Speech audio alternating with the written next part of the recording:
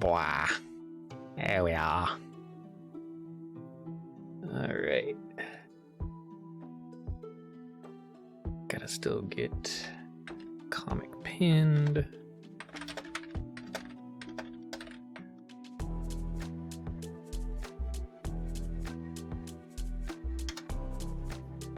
There we go. That's all set.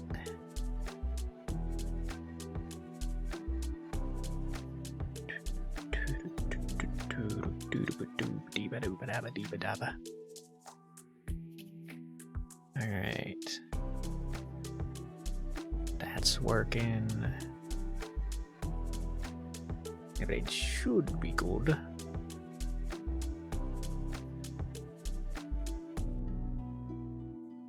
Go away, ads. No one likes you.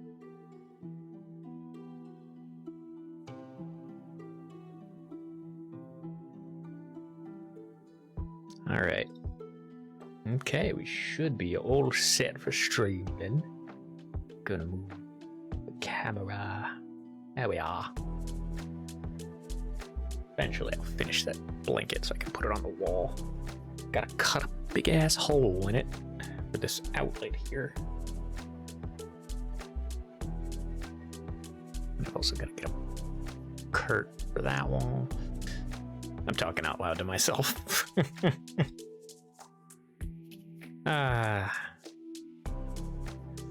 But yeah, hope everyone's doing fine today.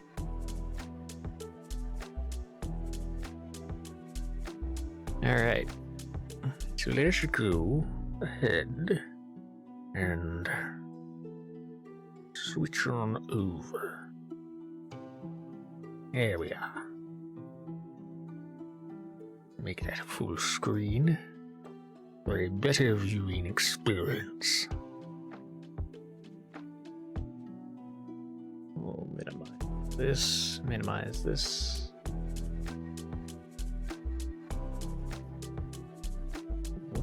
Okay. We should be good to go. Get my trusty book out. Whoop, book is Angie. We don't want the book to be Angie.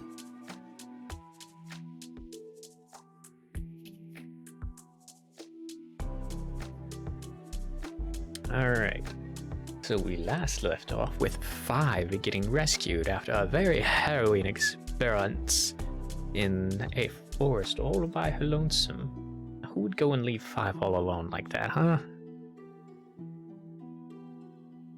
Let's do that. And there we go. Okay, Huntsman.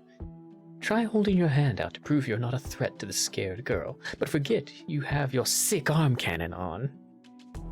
It's no problem. He simply retrieves his hand. The boy approaches 5. An unspoken conversation begins. He sticks out a closed fist. He's holding something. As a master of unspoken ways, 5 instantly understands what this means. Stranger, show you aren't a threat and try comforting the child. Pop. 5 holds out 5's palms under the boy's fist.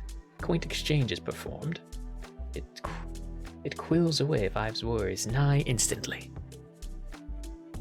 Finished, the boy takes off. 5, thank the stranger. They just saved your life.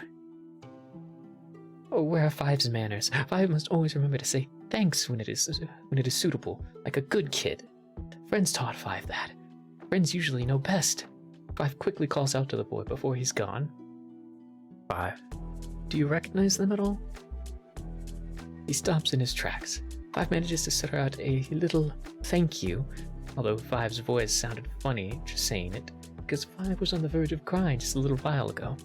Nonetheless, it is a sincere expression of 5's gratitude. The boy doesn't respond. Then 5 decides to ask who the boy is. 5 doesn't know or recognize him at all, so 5 is very curious. However, the boy maintains his silence. Then, again in the ancient, unspoken arts of hand gestures, communicates a single thought to 5. 5 understands it. A secret. If it must be so, then so shall it be. With that, the boy quietly disappears into the darkness of the forest.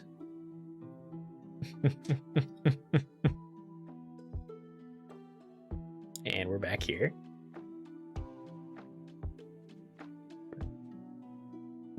Good day, Kaji. Welcome, welcome. Please, make yourself at home. Maimona, are you brain dead? Oh, I get it. Said because you've been done in, huh? Because you've been thrown under the bus? Ah, pathetic. No. Oh my god. So, C-Cop, let's turn the tides on this ruthless lawbreaker here. See what I did there? And not on innocent me. What do you say? Oh, fuck. What voice did I give Kaji?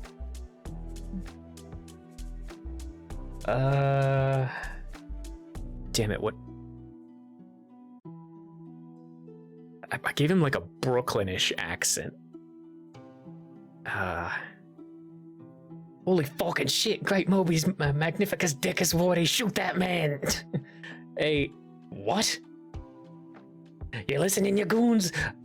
God, I'll be damned to hell and back. Get your guns and swords. I can't believe this.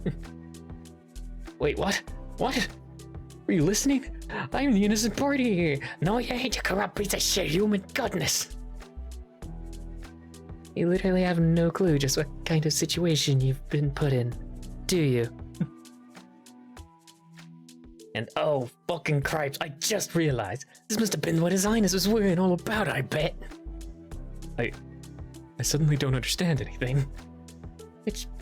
Which bright brain cell in your humanly but unmanly brain thought to say all of that?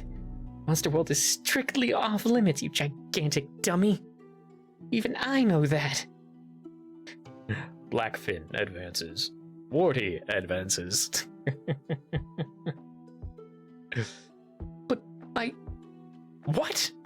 Oh, what if I didn't go there by choice? No dice, kid. If a man's gone, then there and back, they're corrupt. Can't be trusting them anymore. I'm innocent, though. I struggle to survive and get back home. And I don't really remember anything about not being allowed to go there. Shouldn't that be obvious? The hell, kid. She's the outsider here, and she's getting it better than you. I say, you're goofing, I'm sure. I'm... goofing? Yeah, who do you think you're talking to? Don't remember the law, huh? Lies. I really don't. Poor Nino. I don't remember most things. Likely fucking story, kid. His Highness Royal Advisor even made a little rhyme out of it, just like every other law. Oop. Oh, now it sends the going live message into the chat. OBS, why are you so broken?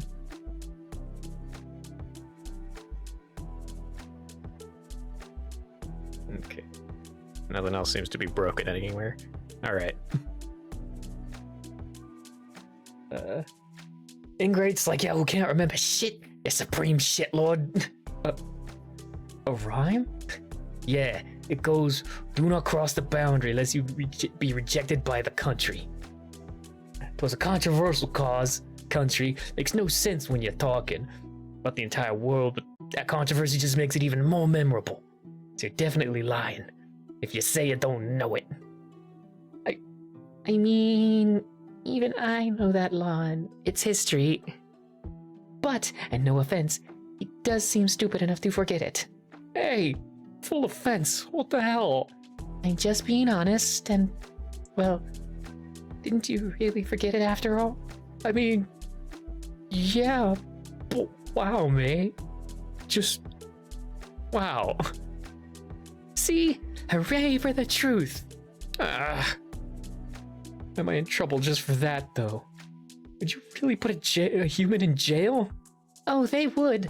Yeah, you moron. I just said that. They would even jail pure and good angels, if they could manage. Shut up, you smug little devil. But all of this just for going through the barrier? You're seriously out of it not to know these things, aren't you? Look, kid, I hate to break it to you. See, you're just not trustworthy anymore. them monsters could have done something to you. Maybe you're now hiding it, but you're really on them side. That's not true. I was attacked by monsters there. How would I be on their side? Can't be believing you, kid. But this is cruel. Yeah, well, safety needs them measures, you feel? His Highness is real worried about these situations. It's just the law, kid. Nothing personal. Wow. Screw you. And your lame rhyming laws from lame royals. Which, by the way, doesn't even rhyme. Hey, you take that back. Nothing's lame about Prince Ruit or my other superiors. I've seen better rulers. Specifically ones way up there, you know? Yeah, don't talk about them. And anyways, I never asked for your input. You're just jealous like always, because I've still got like 10, 12 divinity in me. Diviney in me. Is that divinity or diviney? Damn my dyslexia. Oh, got an ad break incoming.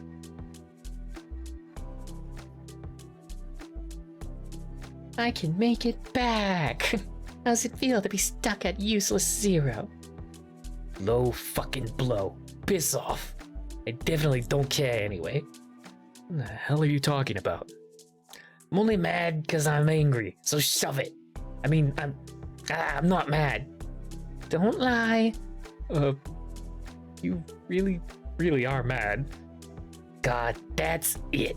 I'm counting as a major disrespect as yet another crime. You got like 4 different crimes going on now. And your punishment is jail for 4 lifetimes. Oh no, I don't have enough lifetimes for that. Psych! As if I'm getting caught this time. God, you haven't even caught this thief. You want to detain me? Are you even real cops? Excuse me? Who are the ones wearing the regal-ass patrol uniforms here? Us, not y'all. I'm the Sea Patrol. What I say here goes. Be gone from my sea, maggots. Don't question my authority. Oh yeah? What if I do that? What then? Don't you dare. Check this out. You don't even act like a real cop at all. Oh, kid, that's it. Woody, Blackfin, get him. Uh-oh. Sea Patrol, combat. Ba-da-ba. Flop, flop.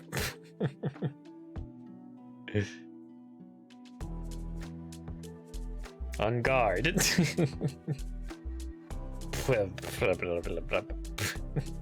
Eep.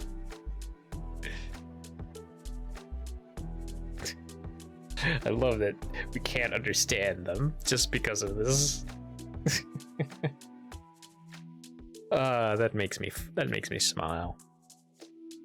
Blackfin charges heroically, but suffers a tragic peg leg accident, and thus being put out of the fight rather quickly.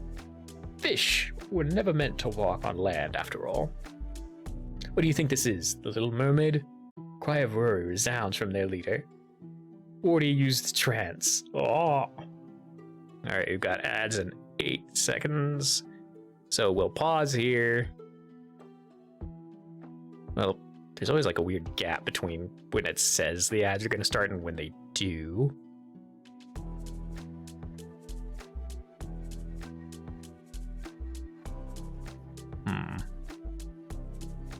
Come on.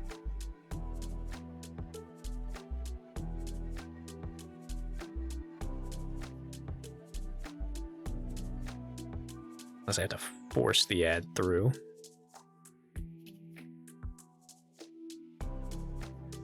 Let me see.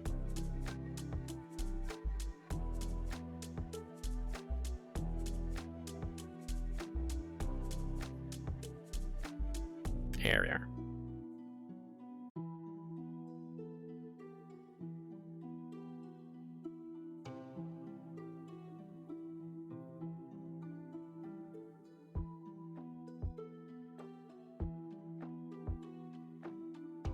Now we wait.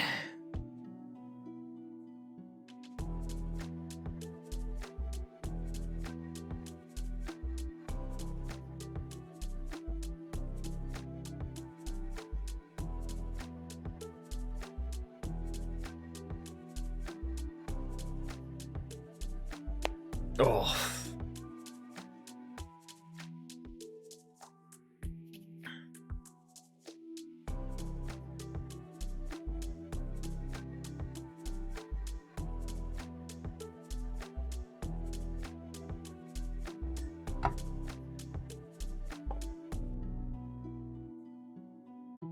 Okay.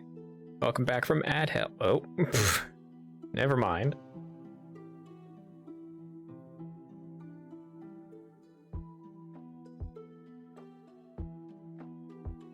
One ad break into another. Whoops. Thought I'd timed that well enough.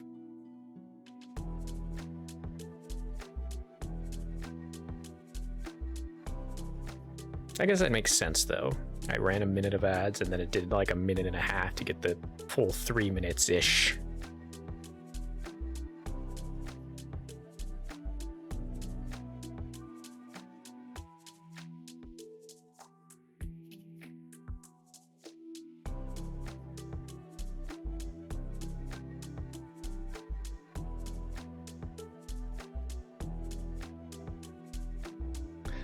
Mary, welcome on in. Just waiting for the ad break to end. Please make yourself at home, hon. Oh, always welcome Mary Lamb into the archive.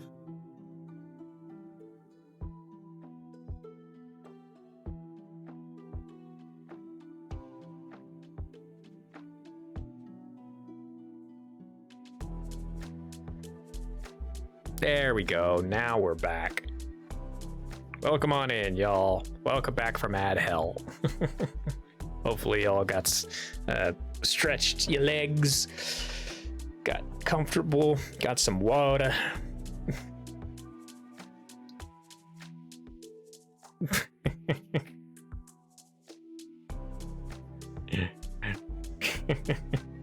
That candy over there. All right. Warty used trance. Nino is highly effective. Warty used trance. Nino is afflicted with trance. Waddell helps Blackfin up. Meow. Thank you, Mary. Thank you very much. Oh, God. Nino! Ah, yes. Atta kid, Warty. Get him.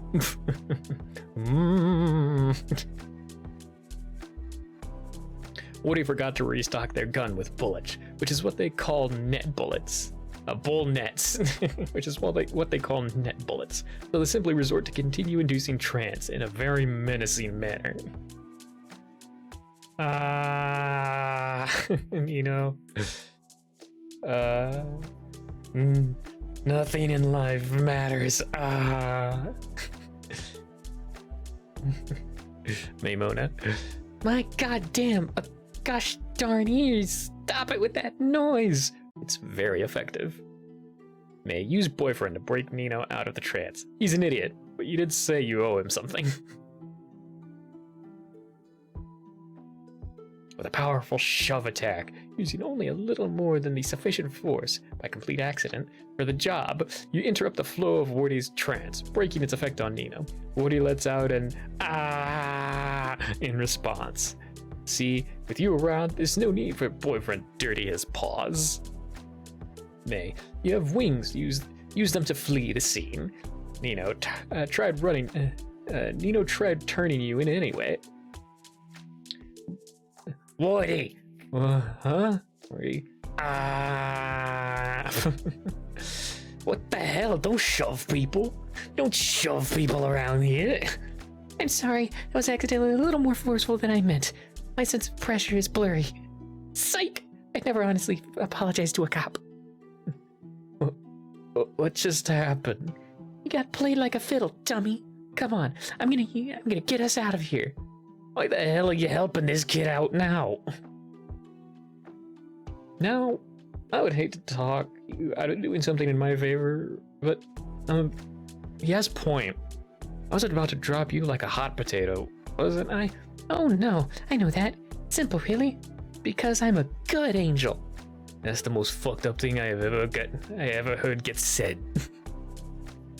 Shoo, you would never understand.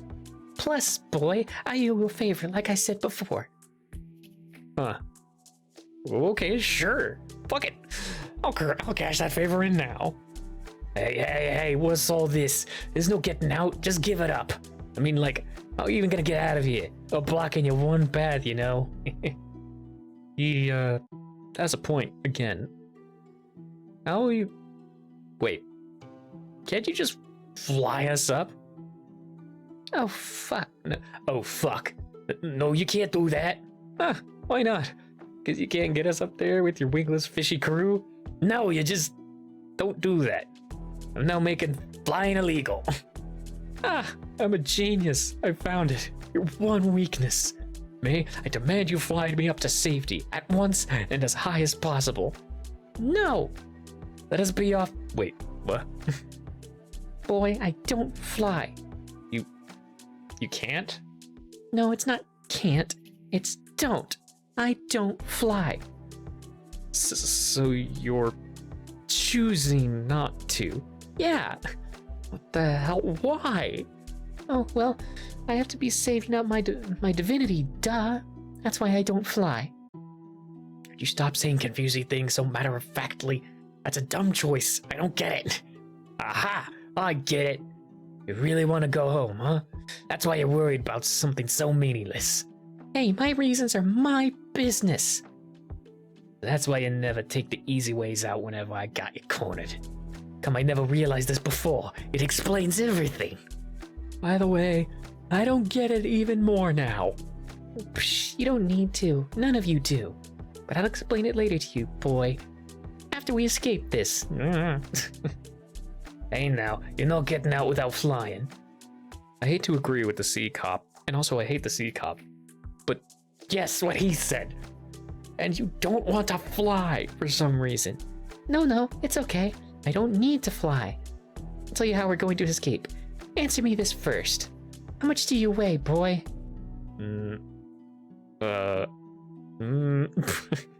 Well? Oh, oops. Are you embarrassed to say it?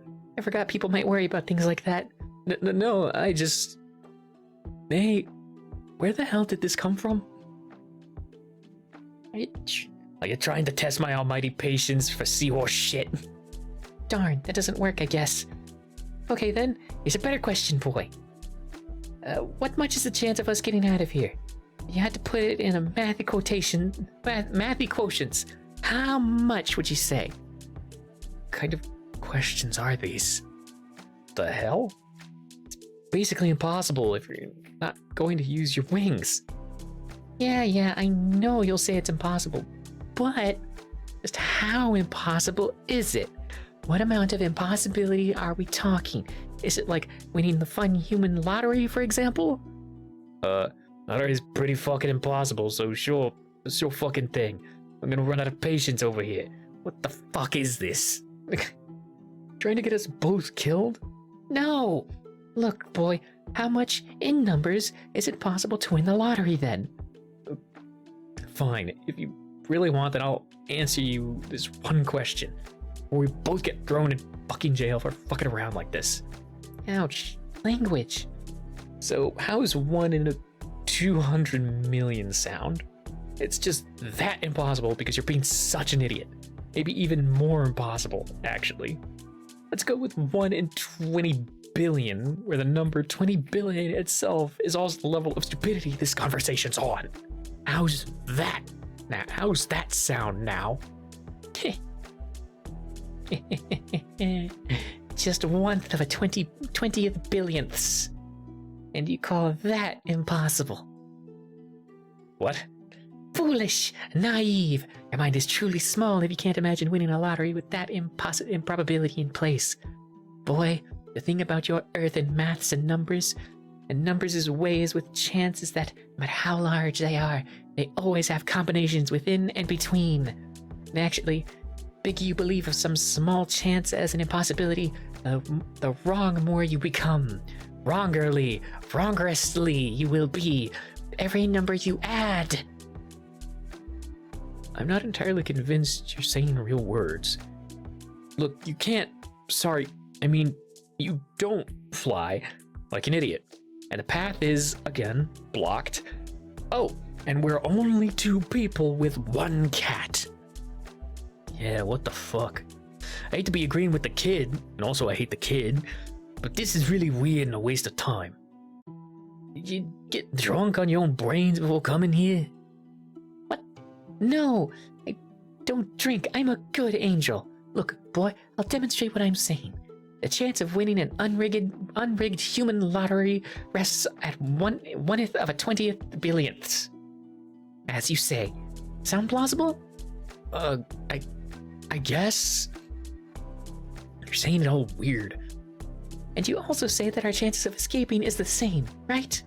Maybe you can even say that said chance is even less probable than winning the lottery, because we're outnumbered because I don't fly. So your brains will proceed to add more and more zeros to the number because of all of these factors, making an even bigger number of billionths and millionths and hundredths. And I say in response, how foolish of you! The more numbers there are, the more coincidence and chances turn up. And now, proceedingly accordingly to what I said, I count the numbers in my head, and thusly... What? Ah! I have no idea what's going on. I effortlessly strike the 1th in a 200th billionths millionths chance of doing all of the aforementioned actions in a succession of combination of pairs of possibility, thus picking up this 60-something kilograms of boy and breaking no sweat in the process as is ordinary for me. What? Thanks for your cooperation, Sea Patrol. We're out of here. You can't do that. You're picking up that massive annoying kid meat. I just explained how. Your sticks for Hobbs, you noodle. Put him down at once. Oh, so I can't do this? I guess I'm stealing him then. Oh my god, I'm scared. You just can't steal a person, especially not a criminal. Why are you helping a criminal again? What is this quintupling of felonies here? I told you. Doing it because I'm a good angel. May, what are you even doing? You're holding me with one hand now, somehow. Stop yelling. God, didn't I just explain it? I'm confused and scared. Look, I'm saving our combined bottoms here. How? How is this saving? Well, you've got a sword, boy. Use it. Use it now? Like this. It's just the gremlin energy of May. Oh my god. I wasn't entirely ready for this. Shards! Ah, oh my fucking hell, wait. Don't run with the fucking sword, good lord. Boyfriend purring. Somehow, against all odds, you manage to flee. In a bewitching, inexplicable ways of cheating mathematics and improbabilities, you and Momona somehow make it out safely. And into Icicle Bay you go. Neither were any of them, I'd wager. Sounds like it. You don't understand a single thing about how she accomplished this. Oh yeah, get to 5 ASAP. 5? Arya? Oh my god, there you are. I was looking all over for you. So glad I found you. 5. Hugs! Are you well?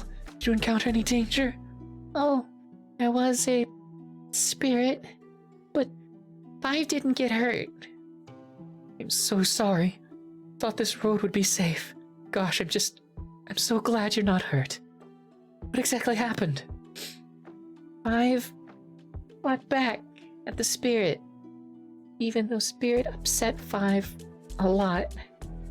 Spirit looked like 5's friends. 5 tried not to listen to spirit. 5 fought back and ran. 5 thinks Ludwig went on this same way. But 5 couldn't go more because of Hole. Hole? Huh? Hole is gone. This road Road wasn't there before. Oh, I see what it was. You must have encountered one crafty spirit. It tricked you into stopping with an illusion. Oh, so home not real? Likely so. Spirit sometimes alters the place around you to make it look like you have no way out. But none of it is real, just as everything else that the spirit might have shown you. So don't think about what you saw, alright? The spirit's just, playing a mean prank on you. Oh, Five knows. People mustn't listen to spirits. So Five tried not to very hard. But Five lost track of Ludwig because of Spirit. Now Five doesn't know where Ludwig is. Five is sorry. No, it's fine. As long as you're fine. You did good managing to stay safe and not to listen to the spirits. You did the best. I promise I'll find Ludwig. Don't you worry about a thing. Oh, okay. Well, what happened to the spirit that chased you then? Oh, it's a secret. Huh? Spirit faded away. But Five can't tell Arya how. I don't understand. Why not? Secret. It's a secret. Five can't tell. Five doesn't break promises. Promises? Promises with who? Can't tell. Secret. Okay, as long as you're fine. Suppose the spirit must have been slain if its illusions disappeared, though. No, Arya. Five can't say. And Arya can't ask. Ugh, pardon me. All right. Don't be so upset. I definitely want to come back to this later, but, I'll leave it be for now. Hey, let me show you what I found instead. It'll, cheer you up. And then we can maybe come back to this when you're not upset. No! I've said Arya can't ask. All right. Gosh. God, Five is so cute. I've known Five for only, I think, 2 chapters, maybe 3, but I would kill and die for her in any war. Look, cheer up. Here's something nice I found. Arya found a map? Yup, but not just any map. This map will lead us to the human world. You'll be able to meet your friends there. Oh, really? Arya coming with friends too? Of course, I'm not leaving you. I'm so glad it seems there's someone out there helping us escape. You're not alone, the note says here. Isn't it nice? Arya is so excited. Oh, a little, I guess. It's just that this note says things I've always needed to hear, I suppose. It must be from someone who understands what it feels like to be in this position. I wonder who it could be. Surely it's another human. Oh. Human? Yes. I think according to the note, there were other humans here like me, and they managed to get out and back into the human world safely. That's why I think the humans must be ready for us to arrive in their world. I'm sure you'll be fine there too, Five. You have human friends, right? Yes. Five really wants to be with friends again. I'll make sure of it. Don't you worry. The note had other helpful things with it too. Good amount of cash and a weapon for self-defense. With all these resources, we're ready for whatever comes next. It's like whomever prepared these things knew exactly what we would need to get around. I don't think that's all by coincidence. Arya found the new clothing too? Huh? Oh, you mean this coat? It's just something I bought from a traveling merchant. Needed something to disguise me better, more than just my ability. And I happened to see a merchant with it on the way and thought it'd be perfect. It's really comfortable and warm, too. Good bonus. And it has a little hood with an opening for a horn. That'll work nicely with my disguise. Oh, sorry, Five, I'm spoiling myself so much. When we get out of here, I promise I'll buy you plenty of nice things, too. Things? Presents? Yeah. For Five? Indeed. So think of something you really, really want, alright? I'll get you whatever it is and more.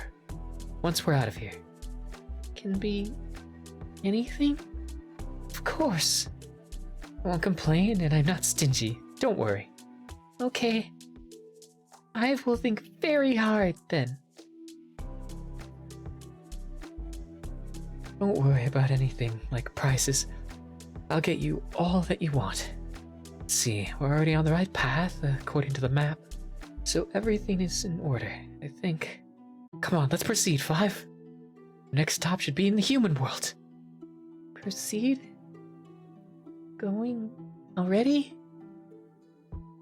But Arya is alone? Huh? Nino out with Arya? Oh, Nino! Of course. He just went on ahead. Come on, let's go. Went where? When we found our way to the human world, I told Nino to go ahead, and that I would come and find you in Ludwig. So we're going to find Ludwig, and then catch up with Nino. Oh. Okay. Everyone really can go. Back to the human world? Yeah, everyone. Nino too? Arya, make sure you prepare for your disguise. Wolves have ears. Of course. Just in case, Arya, confirm that you're on the right track. Forget about going up there. Red Tulip Town. Okay, that's Red Tulip Town. Found the map here. Never been down there. Going here. North. Spade.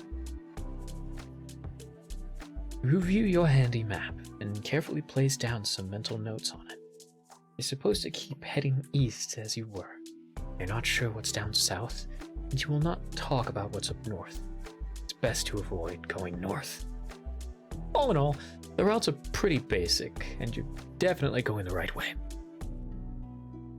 Five interrupts your mental mapping process to alert you to something important.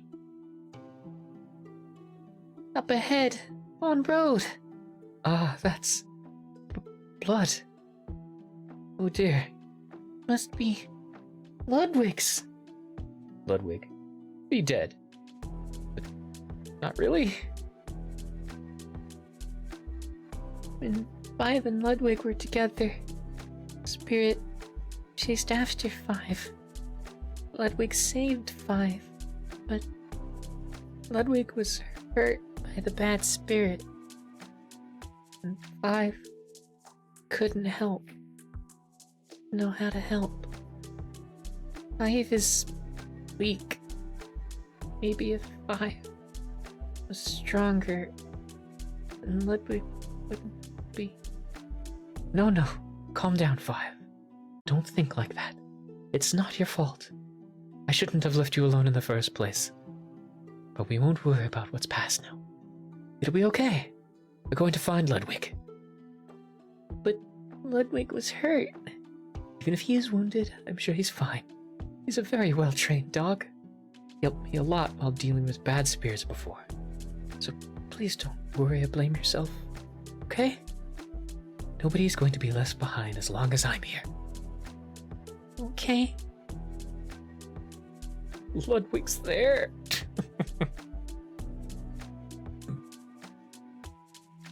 You take a second to mentally update your mental map notes. Ludwig should be up ahead. Should be, you say to yourself, unconvincingly. You spoke earlier with confidence only to reassure Five. But deep inside, you don't really know if Ludwig is Five or not. Is fine or not. Bleh. Well, For one thing, you should know that if Ludwig were to be attacked by anyone, he would never prove to be a weak foe. You should know best, because Ludwig has been carefully trained by you for years as your trusted life companion. He's a smart dog, always alert to danger, and quick on his feet, and always a very, very, very, very good boy. But alas, I find it hard to not worry for his safety in the face of uncertain danger. You really, really hope Ludwig is safe. Surely you wouldn't be able to handle losing yet another friend now. But your worry will not deter you. Rather, it will steel your will towards preventing another loss. You promise both yourself and Five that, from now on, nobody will be left behind. And you'll make sure to keep that promise. Unbeknownst to you, your resolve sets aflame newfound inspiration in Five's soul. Tonight, you became someone's role model.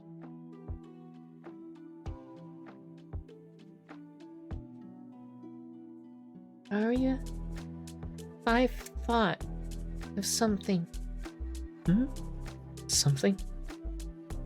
Something to buy. Oh, right. That's very nice. What is it? A toy? New clothing? You name it. I'll get it for you as soon as we're in a better place. I want A weapon. What have you got there? A knife! Ah. Wait. Huh? A weapon? Yes, like arrows, like Arya, or like Nino, a sword. Oh my god, Five. Five with a gun! Oh my god, Five. I know I said anything, but I don't mean like this. You don't need that. But Five wants a weapon, and Five can fight. No, no way. Don't be doing anything like that. But why do you want something so dangerous? Five doesn't like it. You know, Arya, even Ludwig always protect Five. But Five doesn't want to be useless. Five wants to fight too. Arya will be troubled by Five if Five is useless. Oh, no, Five. Don't say that. You don't trouble me. Not at all. Please, don't even think it. Those are bad thoughts. It's helpful to me to just have you around. But that's not right. Five can do more help. Oh, Five ain't having none of that shit.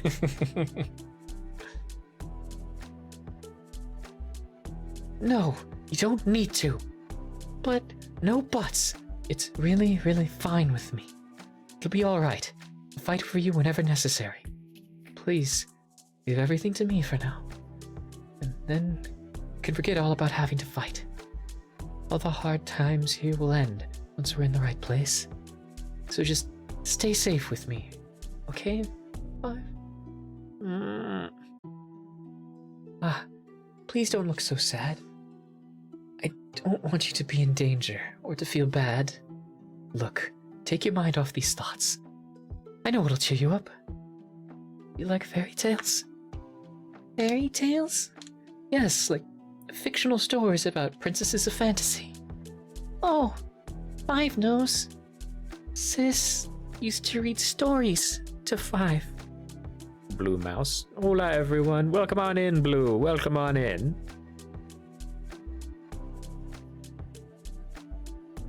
Oh my, how nice. Then what stories do you like? Five likes Little Red Riding Hood and Snow White. But Five doesn't know many stories. See, those are nice choices though. I like to read such stories too. And I had a friend who liked them as well. Ludwig likes them too, actually. Oh, I got into the habit of reading aloud to him ever since he was a little pup, and I guess it's kind of become a routine. then 5 is to tell Ludwig stories too. Is it okay for 5? Of course. Once we find Ludwig, we'll all read stories together. So, say, want me to tell you his favorite story? Think it'll be better than walking silently. Oh, yes. 5 wants to know. One moment.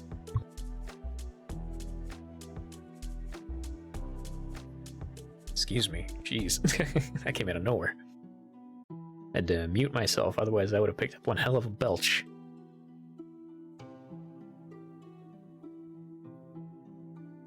Alright, while we're paused, let's just retweet the socials.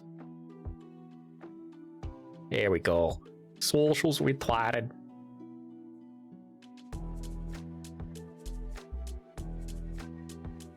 There we go. Alright. Let me recount it. You recall the day you read a magnificent tale of a fictional princess.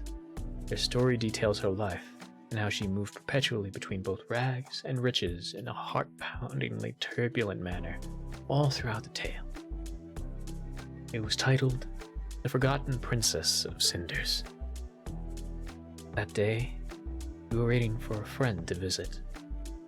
A scheduled meeting, though those occasions were few, they always made you nervous. There was always much more to hide than usual. And yet, fortunately, overt curiosity was never pointed your way. Arya, narrate. Once upon a time, there lived the loneliest child in all of the world. Lonely she was, for she had been banished from her home. For her mother had died, all her old friends had long forgotten her, and she was now adopted by the hands of those who were of another race. Arya, welcome your visitor. When once before she lived an affluent life befitting of a royal, now in her new home she was unloved. All the nice things, kind gifts, and adoring subjects of hers were long lost. Now the role was reversed.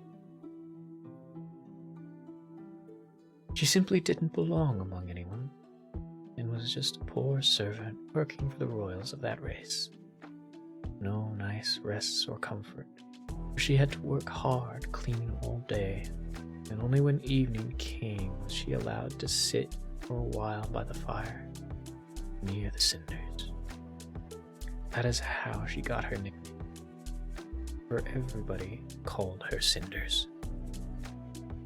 This tale is a tale very similar to the one we already know. In fact, it is so similar that we do not need a telling of it to imagine how it might go down.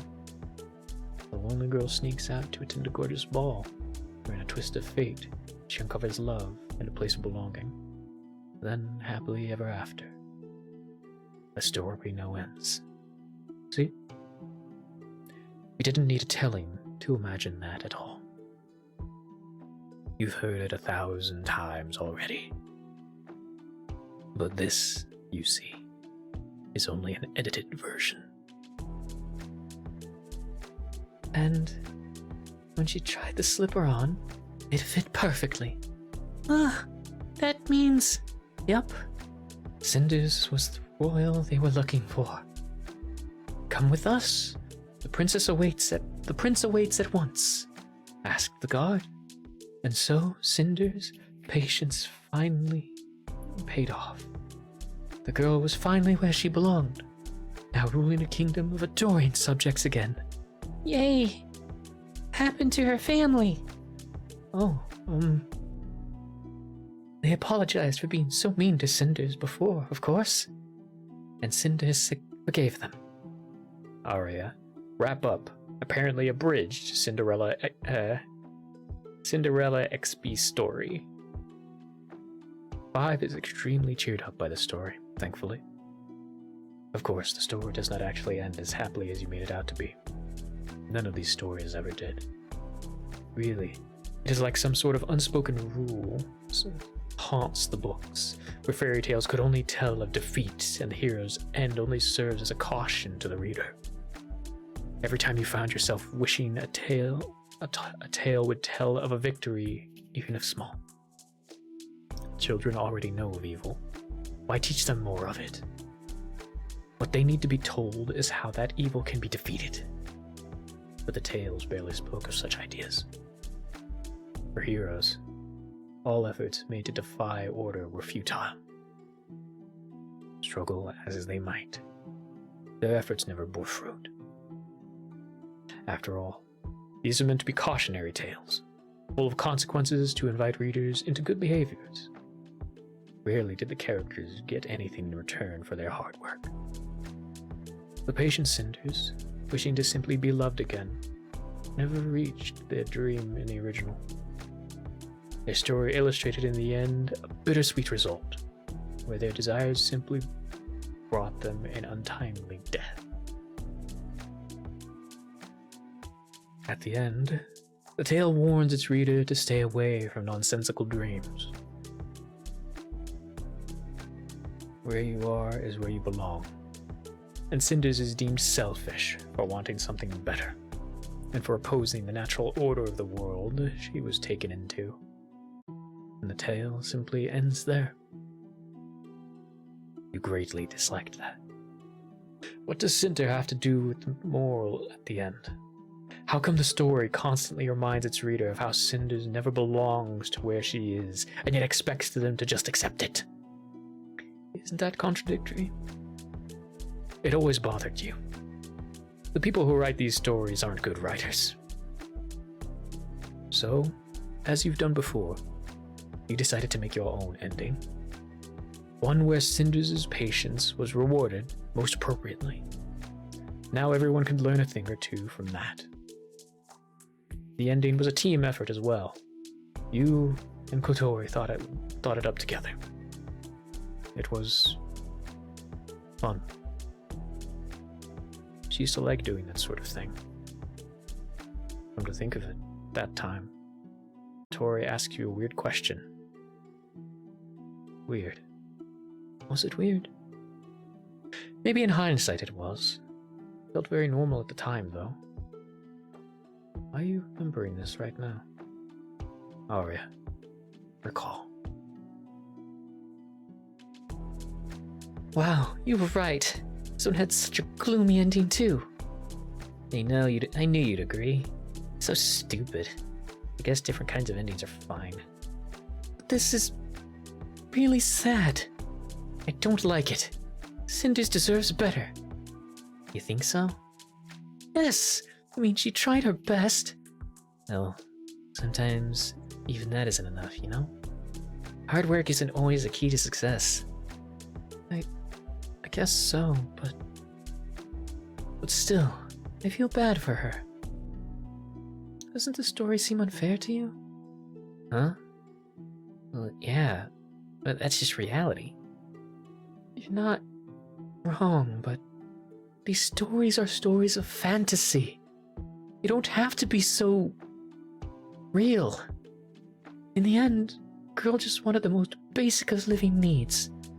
That shouldn't be so bad. Everyone deserves love. And I think happy endings aren't necessarily unrealistic. I think you just don't like it because it makes you feel bad. I guess. But is that wrong? Are you saying that you like this ending? Me? I don't like it, no. It doesn't fit for a children's book. Just for that reason? What? You're usually more insightful about this. You'd criticize it for way more than simply being unfit. Oh. I'm kind of mellowing out on this. Oh. Why? Is the story boring? No. Actually, a little. But not enough that I'd mind. Then, are you bored being with me? What? No! Whoa! I mean, no, not you. You're fine. I just read this story so many times. Oh, I thought you said you just found this story. Yes, I mean, like, this sort of thing. This kind of story. I've done this reading and analyzing too much. I can't help but feel a little bored after so long. Oh, I guess I understand. I thought it was fun. You're still so passionate about it. I am. I can't help it. I think it's a good thing. And a little entertaining to watch. But this doesn't feel right. Don't like your attitude about it. Huh? It's, out of character. What? What's out of character? Well, normally you would be the one saying this. But today you're really different. Oh, glasses. 1 second. There we go. There's a hair on my glasses.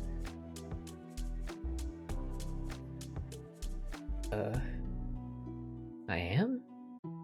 Yes. Normally you'd be so fired up about how bad this writing is. In a really passionate and infectious way. I would? Yes! In the first place, I only got into the hobby of analyzing and rewriting these stories because of you. If you don't feel up for it today, just say so. Oh, no, I do. Sorry. I don't know what's gotten into me today. It's okay. I'm really fine now. If you say so. Yeah, I'm having fun with you two. I'm having fun today with you two. So it really is fine. I just need a good rest. Or something. To be like I was before. Yeah, okay. You're always busy with work, so I was kind of looking forward to giving you a relaxing break. It is relaxing and good. Really, you don't have to worry about it. So, like usual, you can try coming up with a better ending for this story too?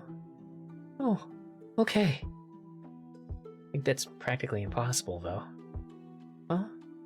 Why? Because from the first line, it's impossible for the story to have a good ending. But why is that? Well, do you know where Cinder's story is taking place? Oh, it doesn't really say where. A lot of things about it are ambiguous. Not exactly.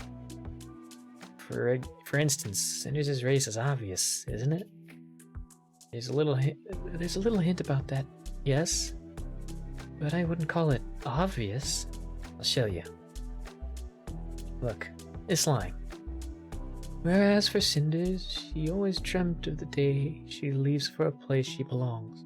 A place where she doesn't stand out for having a magnificent white horn or for her brightly shining red eyes. Yes, that line hints that she's a monster. Like us. And this other one. When the ball starts? Yeah, there's mention of falling feathers. Those are from the attending dancer's wings.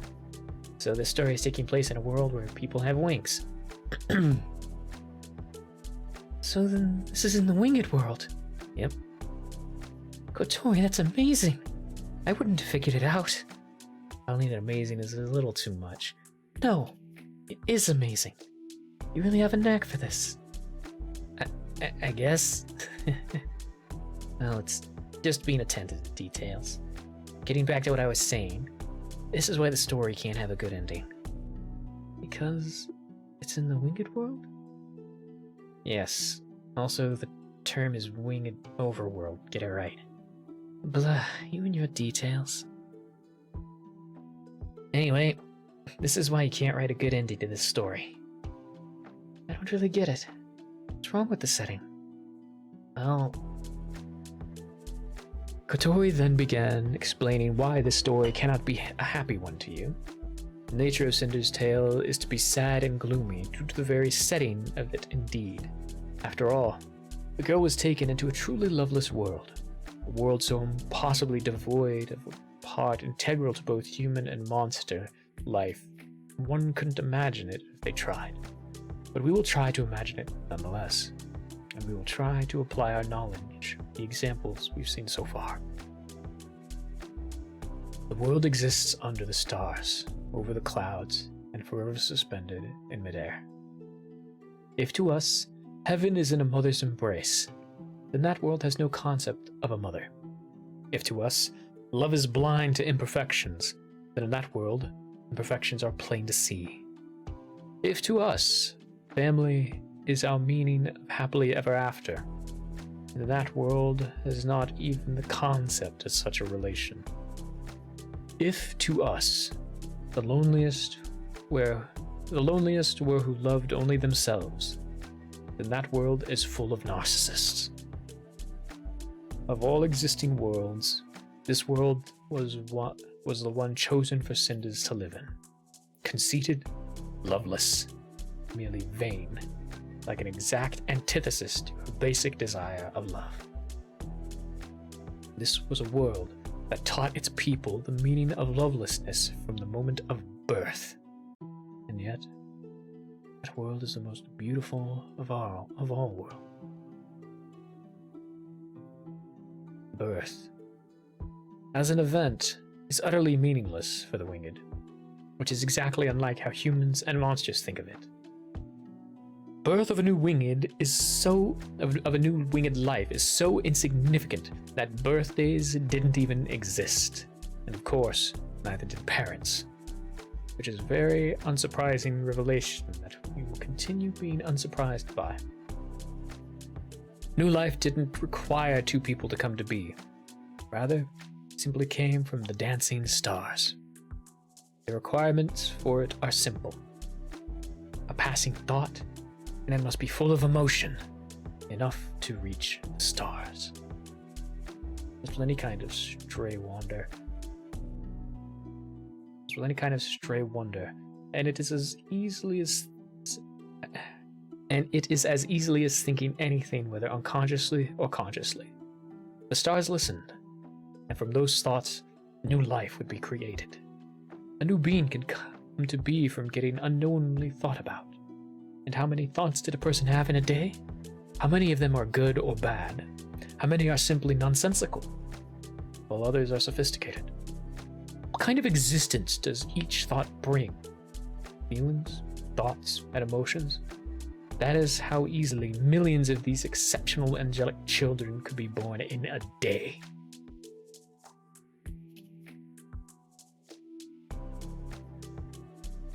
Oh, hey, Luna. Thank you for the lurk. Please make yourself comfortable.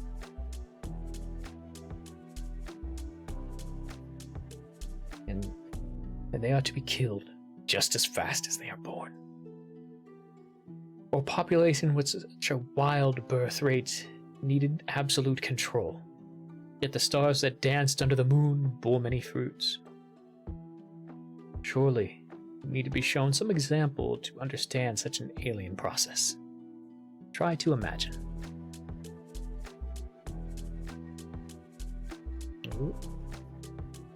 The world chosen for Cinders to live in is cruel and loveless. One where survival came only through one's strength from even the first moment of life. And so, to understand it, we try to imagine some of those first moments. Take a closer look. In the winged overworld, the persons tasked with the job of killing newborns are called collapsers. They roam the nursing fields, where young winged descend from the stars during the darkest hour of nighttime. And they carry out a process of extermination every night. This job is one of the many extremely important jobs in the winged overworld, as to keep the order established by the princess safe and sound. It is also the hardest job possible for the winged, besides the job of being the wise and fair ruler of them all. But our human minds lead us to wonder. Isn't this ongoing act simply far too cruel? And that wonder is indeed very human in nature. For the winged, what we call cruelty is normal, and the opposite is unnatural. Mercy, parenthood, family, the mere idea of a higher being such as a parent taking care of another lesser being as their child for no compensation or gain, that is the height of insanity. This is a world that operates on indebtedness, where acts of kindness are only done for profit.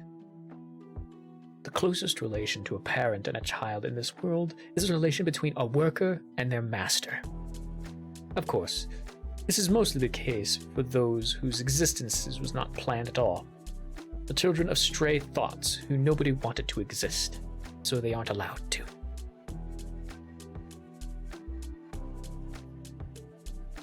At times, through strange luck, those unplanned few may survive the extermination of their own strength. It would no doubt be only the first struggle of many, many more in the aimless life they had just earned.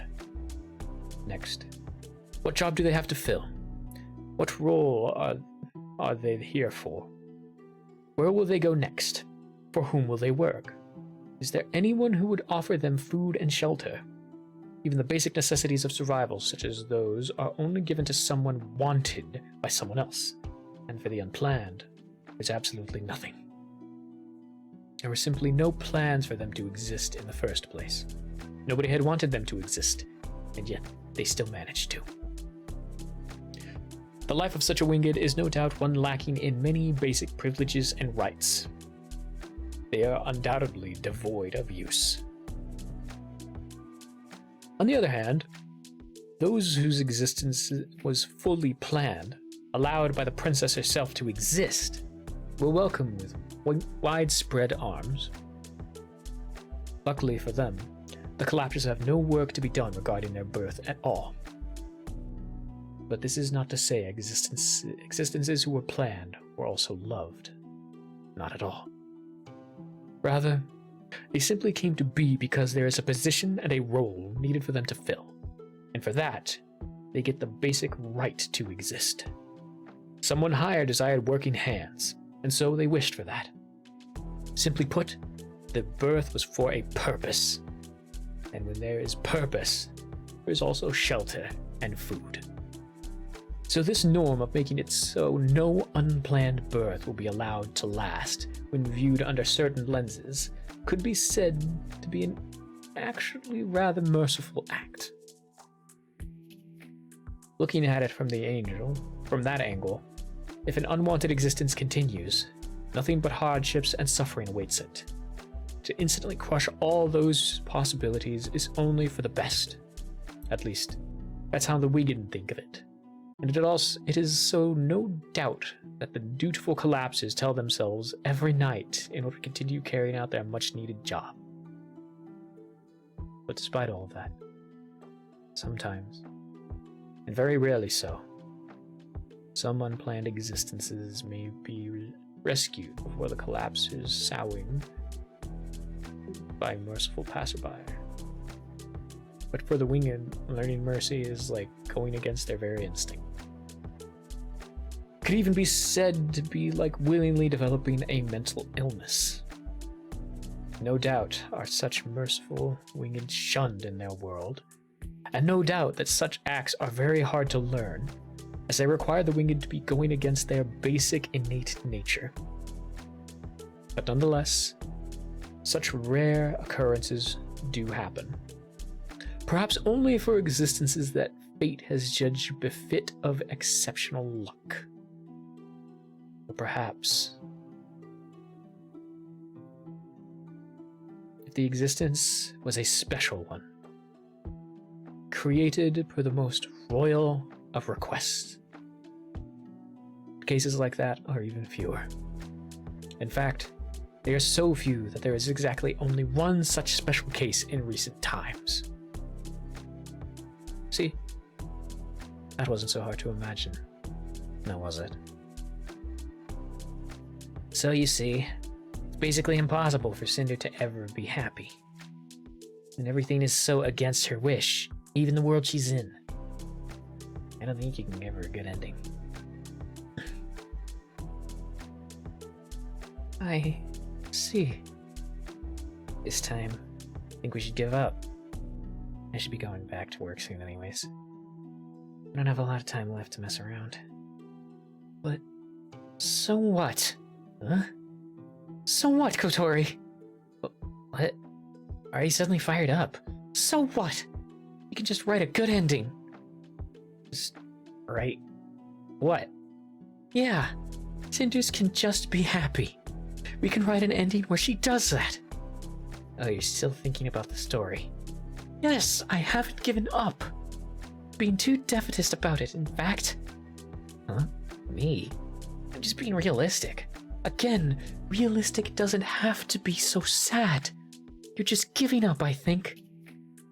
Well, it is what's realistic in this case.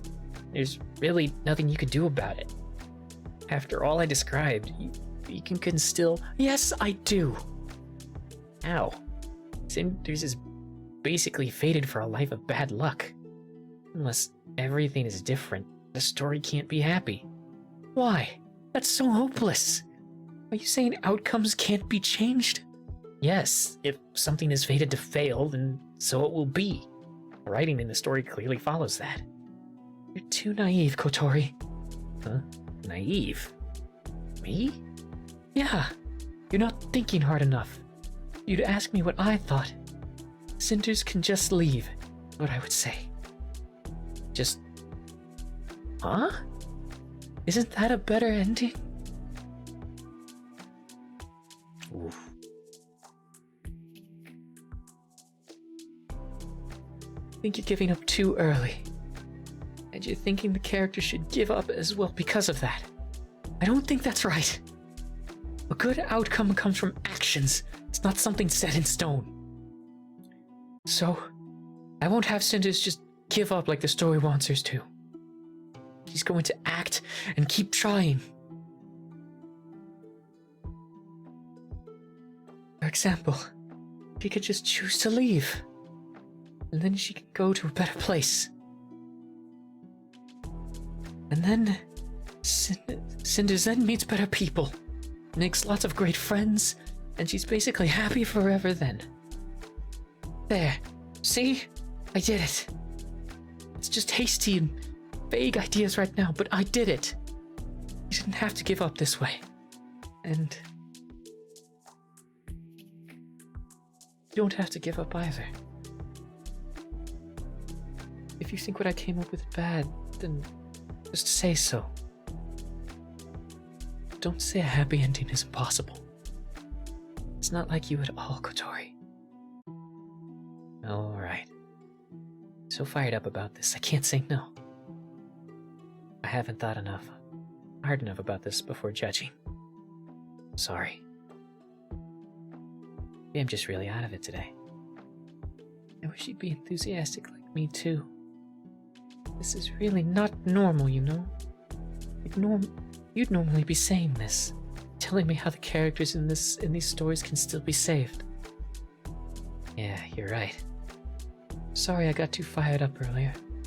To be honest, I kind of just mimicked you. I'm not used to being the one who does this part. It's fine. I do like your ideas. You're right. It's not impossible to change it. Glad you think so. But if you're not feeling well, we can stop. Sorry for getting so into it. No, it's okay. Let's write a better ending together. You know, you feel way more optimistic than usual. I think it's because, lately, you're seeming more pessimistic. So I felt like I should be more of an optimist to help, I guess. Sorry, I know it's a little weird. Oh.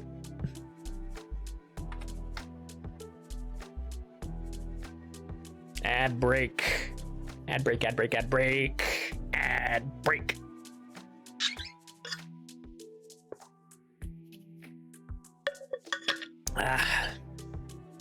Ad break, ad break, ad break, ad break. Ad break, ad break. Ad break. Ad break, ad break, ad break. And retweet the socials.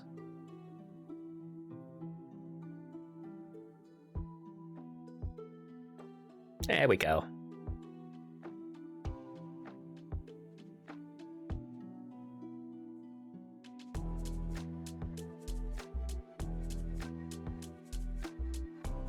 Oh. Ah.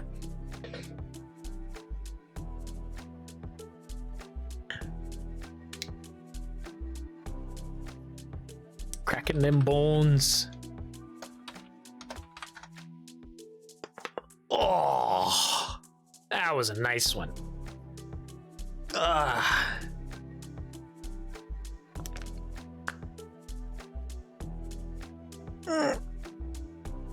Oh. Oh.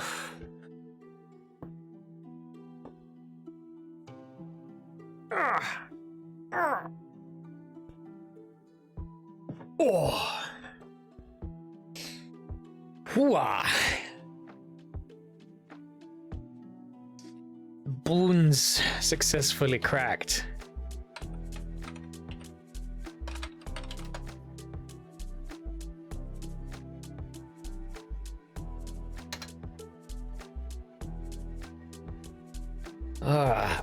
That was nice. Probably can't hear me, but yeah, it's fine.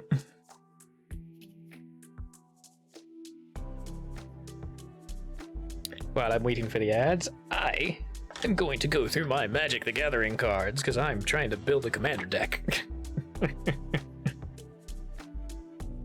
Got 30 seconds left. I'm just double checking on some cards that I have. Alrighty.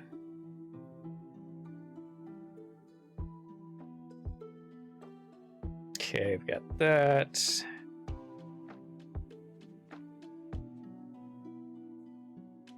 Oh, right on. Hell yeah.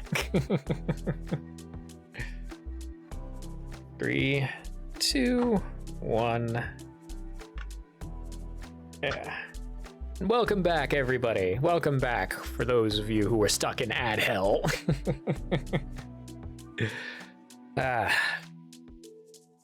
Whoa. Okay. Where were we? Yeah. For everyone who is stuck in ad hell, there was a crack them bones, which is basically unpretzel yourselves, pop your joints if you need to, get up and stretch. That's what cracking them bones means.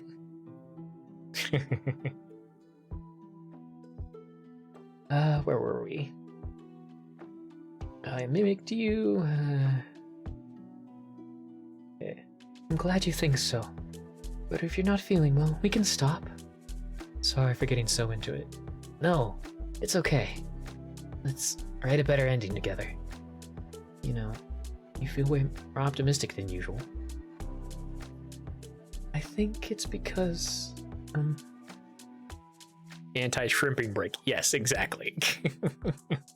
Unshrimp yourselves, or as I like to say, unpretzel yourselves. Because it sounds more funny. Like, imagine someone, as I like to call it, sitting gay in your chair, where you're just like bundled up into just a mass in your chair. Your feet aren't on the floor. Unpretzel yourself. Stop sitting so gay.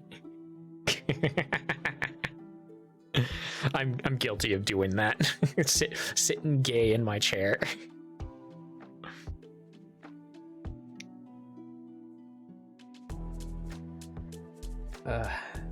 You've been seeming more pessimistic, so I felt like I should be more of an optimist to help, I guess.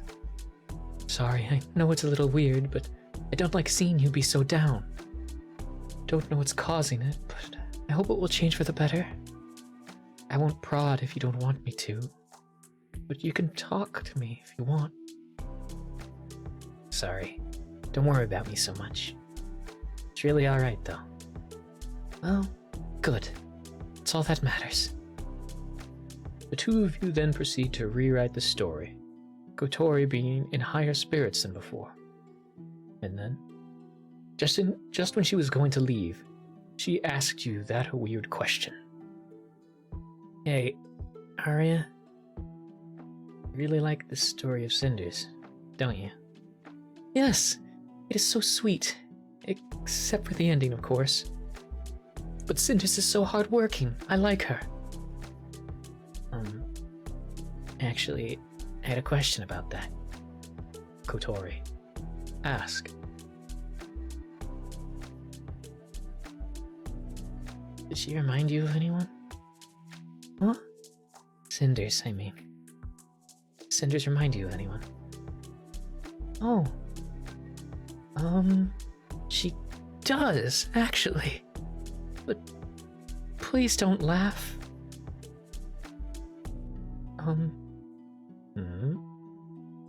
This is embarrassing. But she reminds me of myself a little, I guess. But just a little. Figures. Oh, you laughed. Just told you not to. And figures? Sorry. That response was just so you. God, what does that even mean? Totally the type to self-insert. I don't know what that means. Don't worry about it. Did you really just ask this to make fun of me? Oh, no. If anything, it means the ending you wrote to the story is so legit. Legit? That means it's like honest, passionate. Oh, so it's like a compliment? Yeah, I learned that word from a friend. It is so useful. I see. And why did you ask that question, Tori? Oh, no reason really. I was just wondering, I guess. Just wondering, she said unconvincingly. Huh? That's right, you can't fool me. Fool you? I can see everything except nothing on your face. It was just a random question, so don't worry about it. Tori, it is obviously so something, and I am really curious now. Why ask that? Alright, fine. I'll tell you, but, don't laugh. Huh? I mean, if you say so, I won't.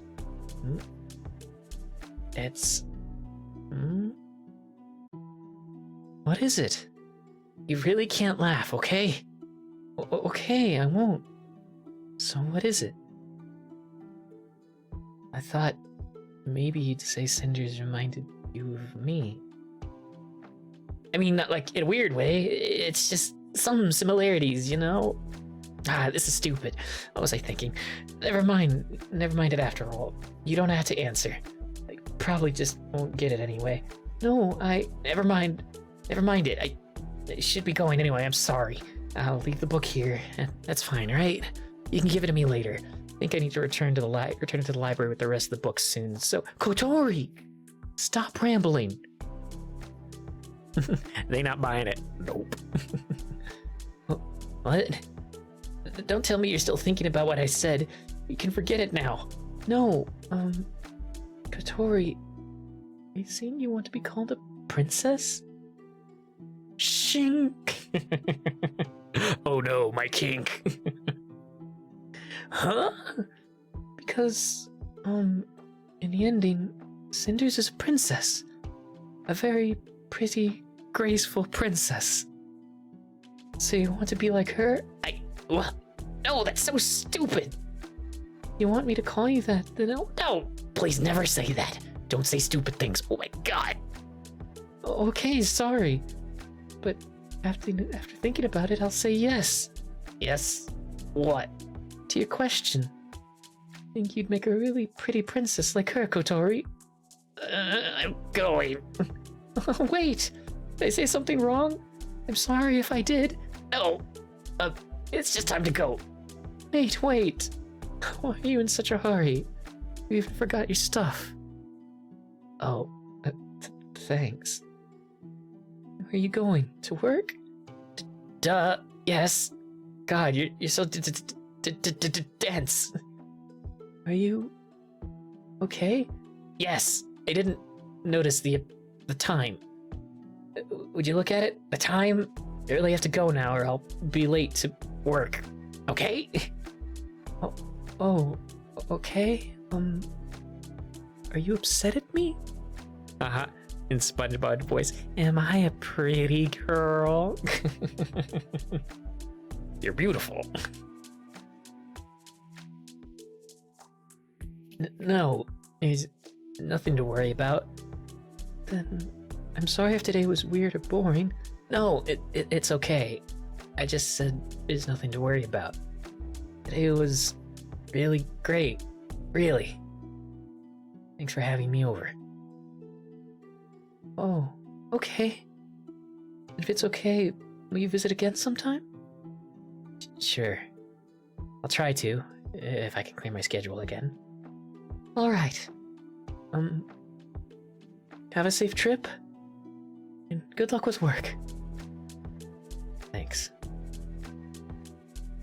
You felt like you should, so you reminded Kotori, in the end, that you had no doubt she would make for the prettiest and finest princess, as the likes in the fable of fairy tales, and even better, just to stop her from worry. She was just mumbling incomprehensibly about the time and work, though, which was a little weird, but you hope you didn't say anything wrong. You're pretty sure that the answer you gave was why she asked you the question. It can be so silly and worrisome sometimes. Could be. It could be. Past tense. You should really stop remembering the past. Kotori. Lament failure. Or else, it'll just hurt more.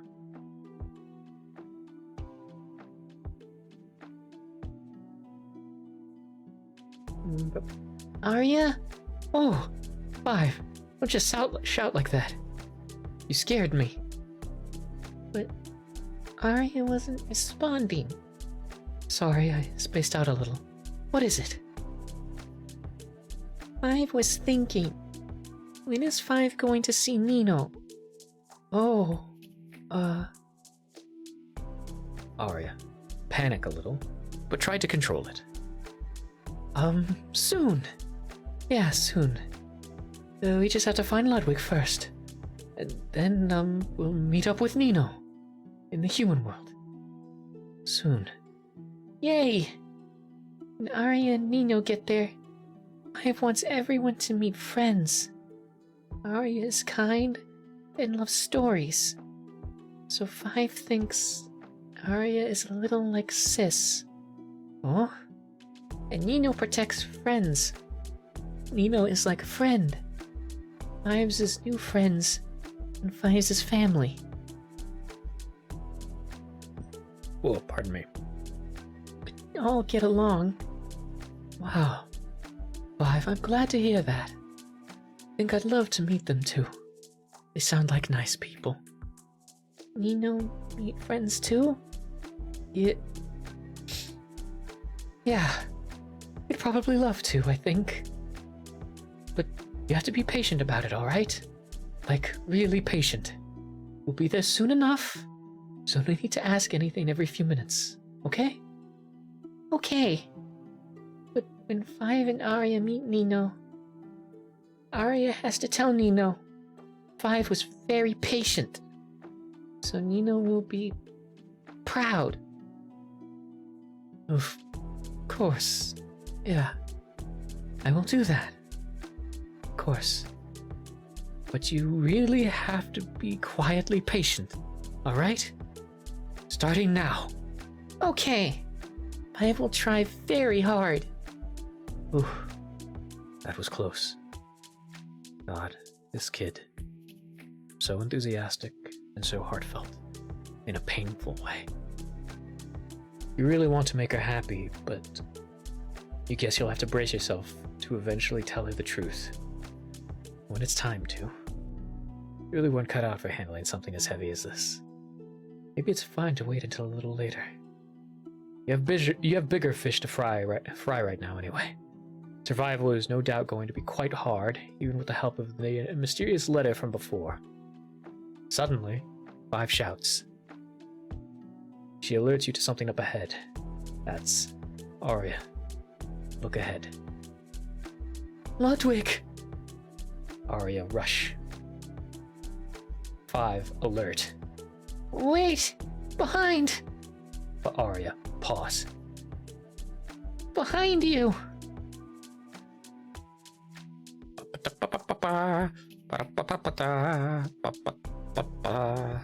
Copy and pasting, Morse code, Morse code.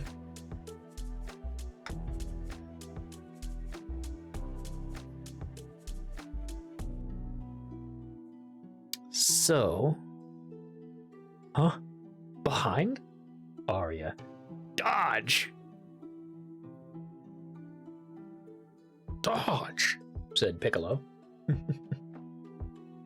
Swing!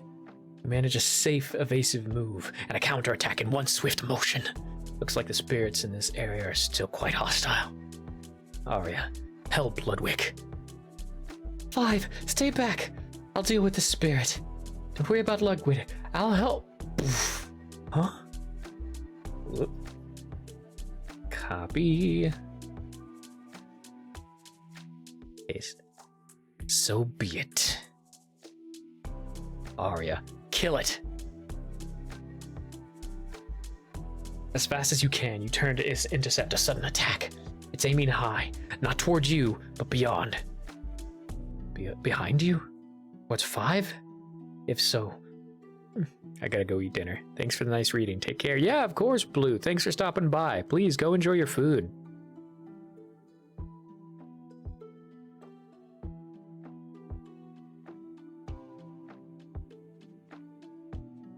If so, then fat chance. You swing your heavy cleaver spirit-wise. This ends now. Spirit suddenly lunges at you, and then you proceed to completely fail at doing everything you planned. Arya, pull out an arrow. Cleaver was too heavy. You have no access to any weapons right now. You've been completely blindsided by this attack.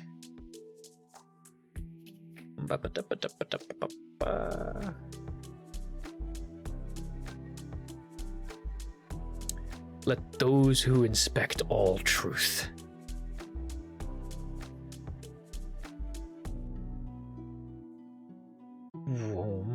Arya, keep trying to somehow fight back. You try to resist. You try to breathe, but it hurts. You still try. Come on, 5. Come on. 5 and Ludwig are counting on you. Can't let them get hurt. Can't let 5 get hurt. Nino wanted to protect her. And you do too. What would Nino think if he saw... So this is how you ended up. Poor thing, you. How pathetic. Oh wait, no, this is Nino. How pathetic. Is that what you think I needed your help? Is that what you think I needed your help? Oh wait, ugh, damn my dyslexia. How pathetic is it that you think I needed your help? I'm a fully independent young man and definitely the one in charge of this escape operation. Considering you're literally in the palms of my hands, I don't think you have any right to talk like that. Silence, you physics-bending witch! This makes no sense, to the point where I might start getting nauseous. You can't just do this. I sure can. How? How are you going so fast, too? Well, it's because you believe in me. Oh, and I'm a really fast runner, too. What? What indeed? Don't worry about it. I think I'll be keeping that detail secret. Nothing you've done or said has made sense. And I seriously can't deal with that. You just have to not worry about it. Loosen up. Instead, let's focus on saving our combined bottoms. Whoop. Here should be good. Okay, let me restate that I, in fact, do not need your help. Uh-huh. I never had needed it, nor will I ever do in the future. Sure. Jeez, where are all these belches coming from? Ugh. But just why did you stop? watery police are right back there. You're going to kidnap me to safety? Do it right. Aren't you awfully demandy all of a sudden? Look here. First of all, boy, you said butt, so haha. Second of all, sit down. There we go. And finally, third of all, this here is my safe spot. A temporary hideout for when things get dicey, if you will. Behind this rocky mountain. No. I meant the bar right in front of your buttony nose. The perfect hideout. Now let's go. What? No, wait. What? Let's not go because I don't get it. What, again?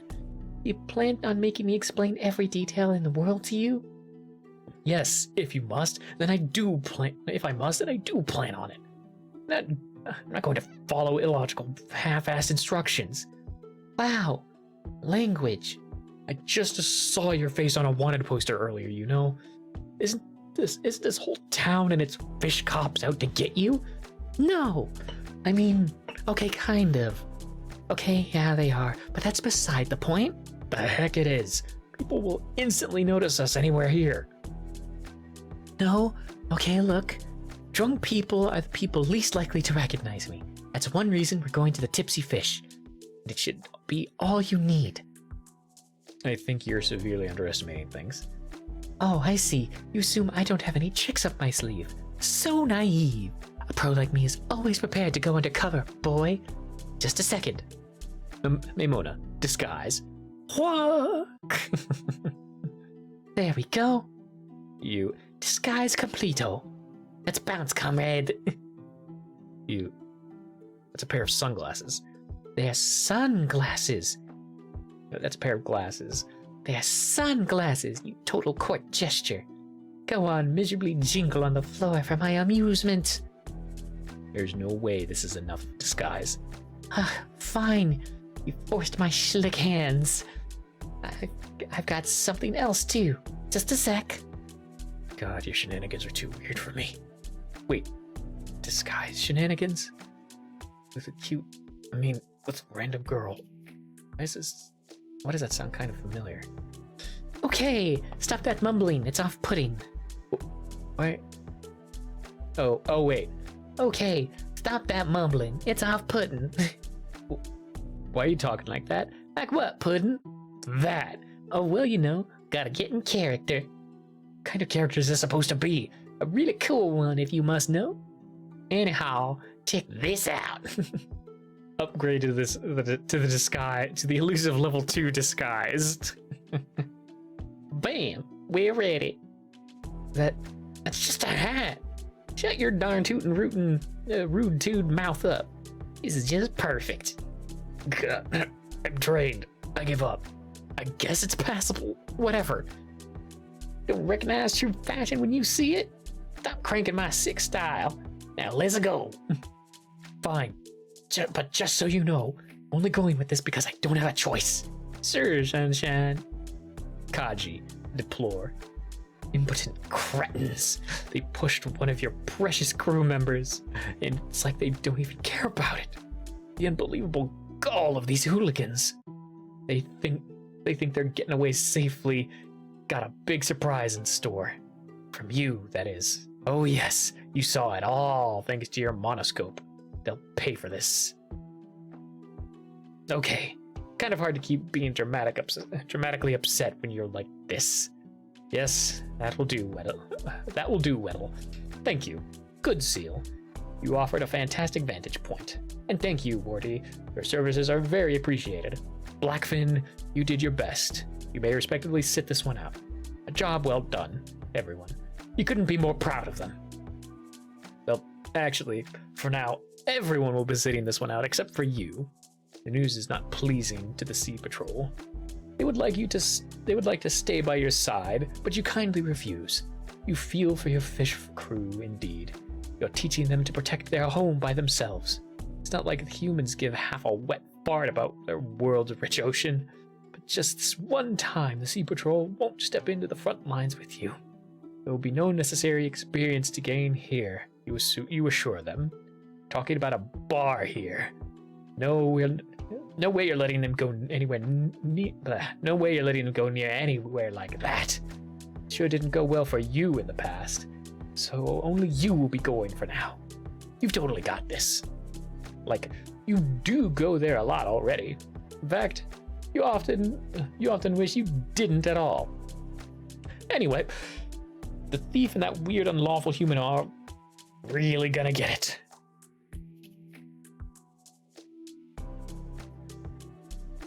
Kaji, 2 of them, 1 of you. You'll be outnumbered. Nah, you've got this. You're not worried. You're worth at least 4 people by their own. Not literally, though. You're not like a certain royal superior of yours. Make a dramatic entry and catch them off guard. You bust through the swingy-dealy doors in the loudest manner one can bust through a swingy-dealy bar door. Not just because it's fun to swing these doors open. It's really fun to swing them open, but also for the extra intimidation factor. You then declare some true facts loudly as you can. You're busted, busters. These kids aren't getting past you. Unfortunately, the dastardly criminals are nowhere to be seen, and now you've just caused a huge ruckus for no reason. You even interrupted an open mic talent with your boisterousness. Oh, well, mistakes happen. Pardon the gallus presence patrons, choosing to move right past this embarrassment and not dwell on it for a second. It's probably going into good old things to think about and shudder in bed before sleeping part of your memories, but that's all for later. Focus on here and now. You ought to ask the good barkeep about those 2 kids. But it seems you're not getting off scot-free for your stunt. You've ticked off the wrong grumpy customer. The lady is clearly not happy in the slightest. Her card game's been interrupted. Grumbles in your direction. So you're still failing at stopping the phantom thief, she says. No surprise there. Friend was just talking about the robbery on her store, she says. Now you're here to get uselessly drunk instead of doing any of your work, she says. You gotta be kidding. You're pathetic, dumb and flightless brat. Kaji, take no insults. Respond with sufficient sass. Thank you, Kaji. You'll have her know you are in fact here for a job, you say. Culprit came right into this fine establishment, so you're here chasing right behind. Look at how dutiful you are. One can only hope to be as responsible as you. You also inform her that it's a weekday, not a weekend. In fact, you believe this is a time of evening where most citizens in this little island should be busy with their respective jobs, so she's the one slacking off a job and drinking while playing stupid card games that she probably really sucks at. Then you stick your tongue out for good measure. That'll do. She's furious. He says, I don't got a job, and I need to remind you whose fault that is. Out of a job? What, you say? He says, if only we'd have got someone to catch the thief, then she'd still have any wares to sell at all. Real pity that we don't, though, she says. You say, oh. Better get out of her sight before she snaps, she says. You don't say anything, but you don't plan on leaving either. Bite, bite, bite. Nope. Fortunately for you, the good barkeep takes no sides. Right away, he calls pointed C muscle to stop a possible fight from breaking out. Oh no, they're cute. And yet, unfortunately for you, Onyx the Squid Bouncer informs you that they take no sides either. Just because you lead the Sea Patrol doesn't mean you get a special permission at all. You're out of here. You plead for mercy. The grumpy, stupid lady started it. You only responded. Onyx reminds you that you started it by disturbing the quiet atmosphere of the establishment. Fuck, you say. The lady doesn't know what's going on because you're the only one here who understands the sea folk. Nevertheless, Onyx is not throwing her out, and that offends you. And yet, again, fortune seems to strike your way. Good barkeep interrupts again. The barkeep says neither of you are going out yet. Oh, how good is the barkeep, always saving you out of a pinch. He says he will only have peace in this fine establishment, so you've both been excused as long as you behave. But you're glad for the special treatment. Can't say you feel the same for the dumb, grumpy lady. He's probably thinking the same towards you right now. Barkeep says he has something for you. What, you say? 3 shots of the bar's very own moonrise rum, he says. But you didn't order anything, you say. He says, oh, but someone did. Said they were a huge fan of you. They even left a personal letter to be delivered alongside the drinks, he says. What, you say? A fan? He says. And then, in the highest pitch possible for your vocal cords, you say, really?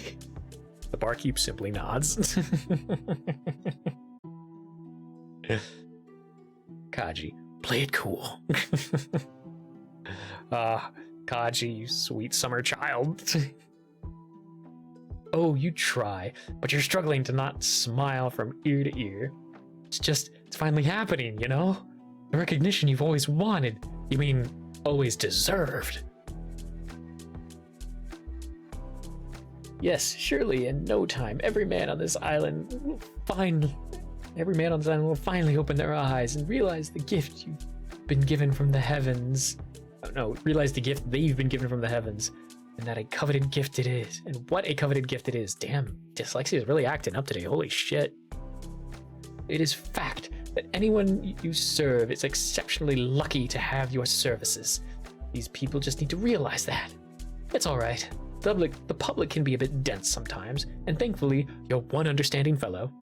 Act like this is natural, and the fans will be flocking to you in no time. Cha-ching. Oh yes, one more fan letter to add to the pile at home, you say. Barkeep says, haha, yeah, haha. You thank him for tending to the requests of a dear fan of yours. You say you bet it must be real hard basking in the shadows of your success, but not to worry, you say. You tell the barkeep that it is a lovely human with whom you have a good connection, unlike all others, so he will not have to worry of you abandoning his companionships for fame. Barkeep says, yeah, sure, thanks, whatever. He meant to say that he hopes you enjoy the drinks.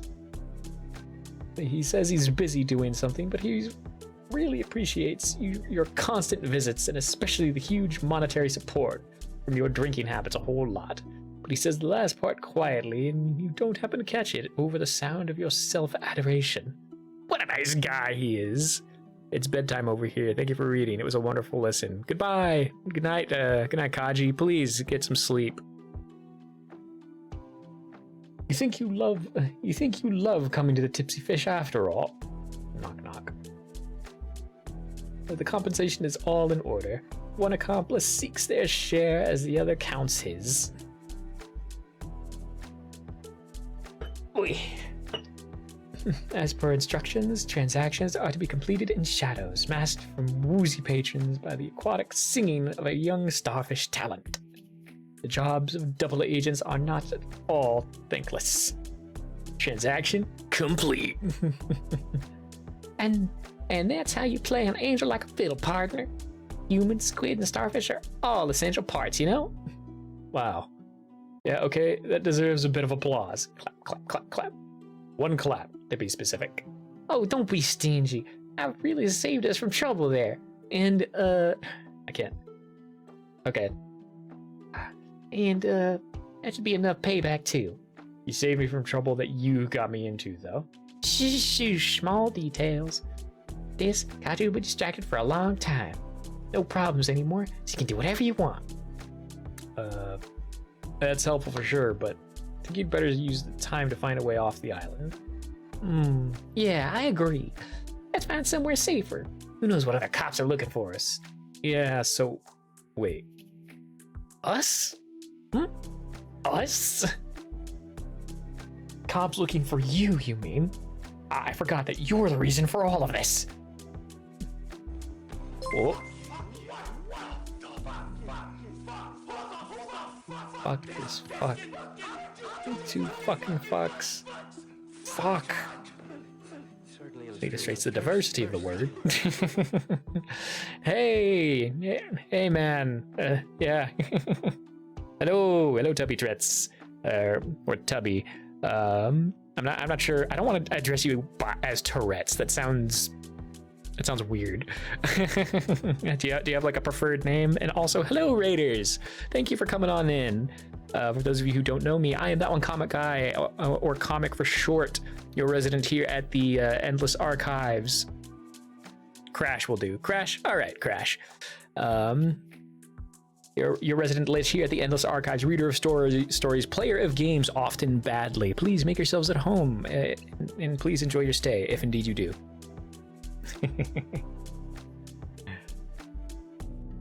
Yeah, we're just reading a comic called Oceanfalls. It's a comic I used to read way back. I'm getting caught up and rereading it.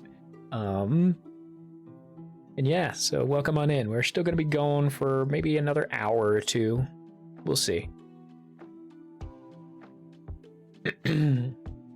Durr, sure. Let it go already. I'm not the only outlaw on this tundra. I don't think I need to remind you of how intelligently you broadcasted your little vacation through the barrier earlier. That's a serious offense. That's a seriouser offense than my borrowing. It's not borrowing, and you know it. Small details again, how convenient. You won't distract me over from your crime. Well, okay, I went across and back. So what? Nobody knows except for a couple of fishes and a single cop on an isolated island. Now, you're forgetting someone here. No, I'm not. Yeah, you are. Oh. You wouldn't dare tell on me. Oh, would I now? Mimona, assert. I'm gonna stay a spell for sure, but yeah, no worries. If you need to, like, for those of you who are just coming in, please take care of yourselves. If you need to raid and run, by all means. If you need to go grab some food, grab a drink, take your meds if you haven't taken your meds yet. Just take care of yourselves. You're more than just a number. You are a person who needs to take care of yourselves. But yeah, thank you everybody for being here. We're just doing some comic reading, a bit of voice acting, because I like doing voices. Wow, it's people fun. really like books, huh? Oh, thank you, Shoes46, for the follow. Please enjoy your stay in the archive, if indeed you do. Oh, look at all them emotes.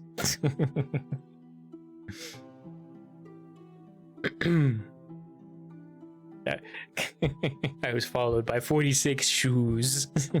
That's how I'm gonna imagine it. Just a bunch of shoes suddenly falling into the archive. Yeah. It's raining heads. Hallelujah. It's raining heads. Also, welcome to my to the unfiltered ADHD that is me.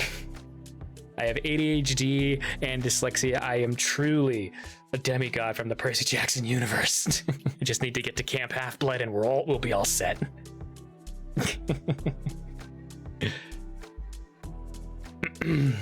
All right, Mimona, assert.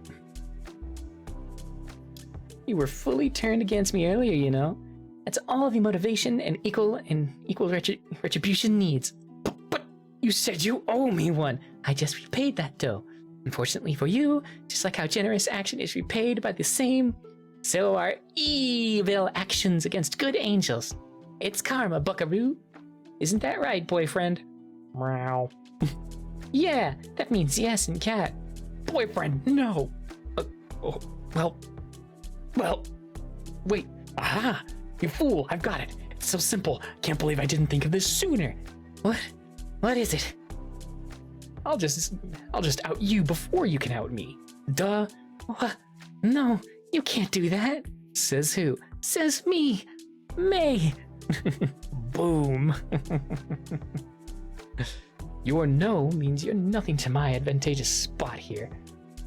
Isn't that right, boyfriend? Meow, meow. No, boyfriend. Ha, yes, boyfriend. Good cat. The cat's name is Boyfriend. Meow. Absolutely yes, and May is a stupid goof, is what he said, by the way. No, okay, hang on. Maybe I won't sell you out after all. Oh, awful quick to back down, aren't you? You're stupid if you think I'm trusting that for half a second. No. Oh, Okay, wait. Look! Nino, how are you going to sell me out? What do you mean?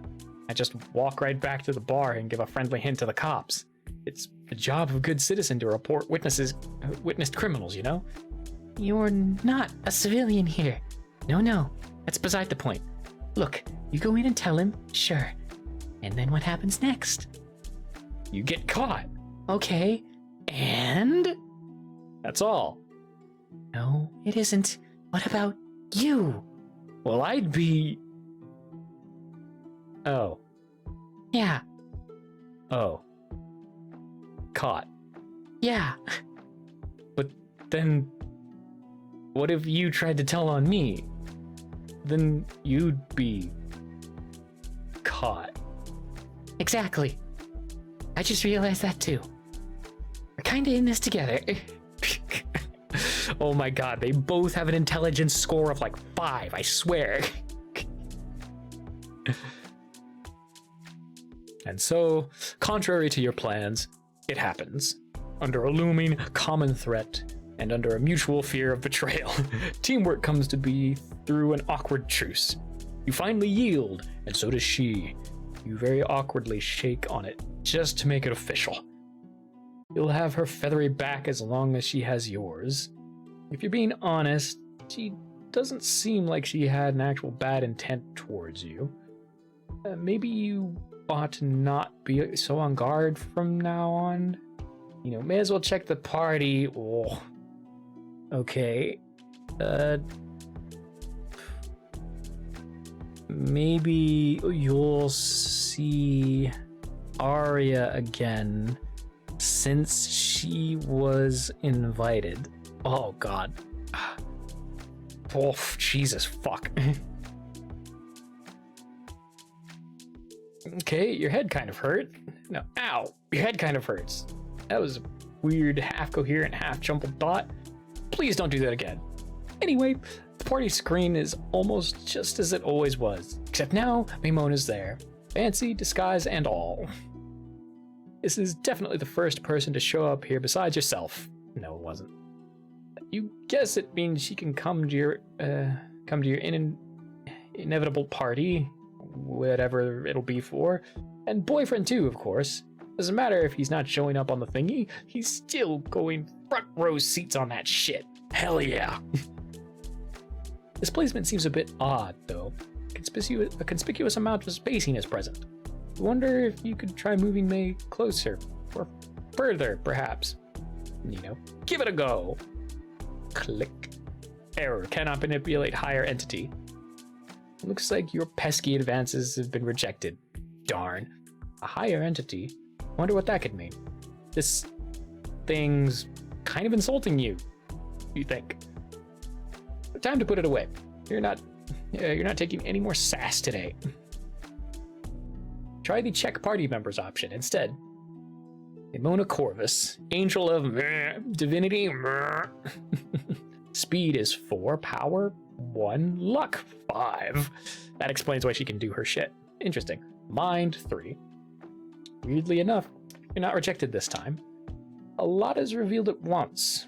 This is some juicy info. It's like certain things are still unknown, though maybe asking Maimona about them would reveal more. This feels too weird to talk about.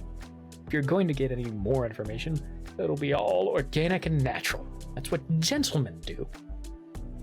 This is somewhat sidetracking, though. Nothing to worry about for now, you think? You know, plan an escape together.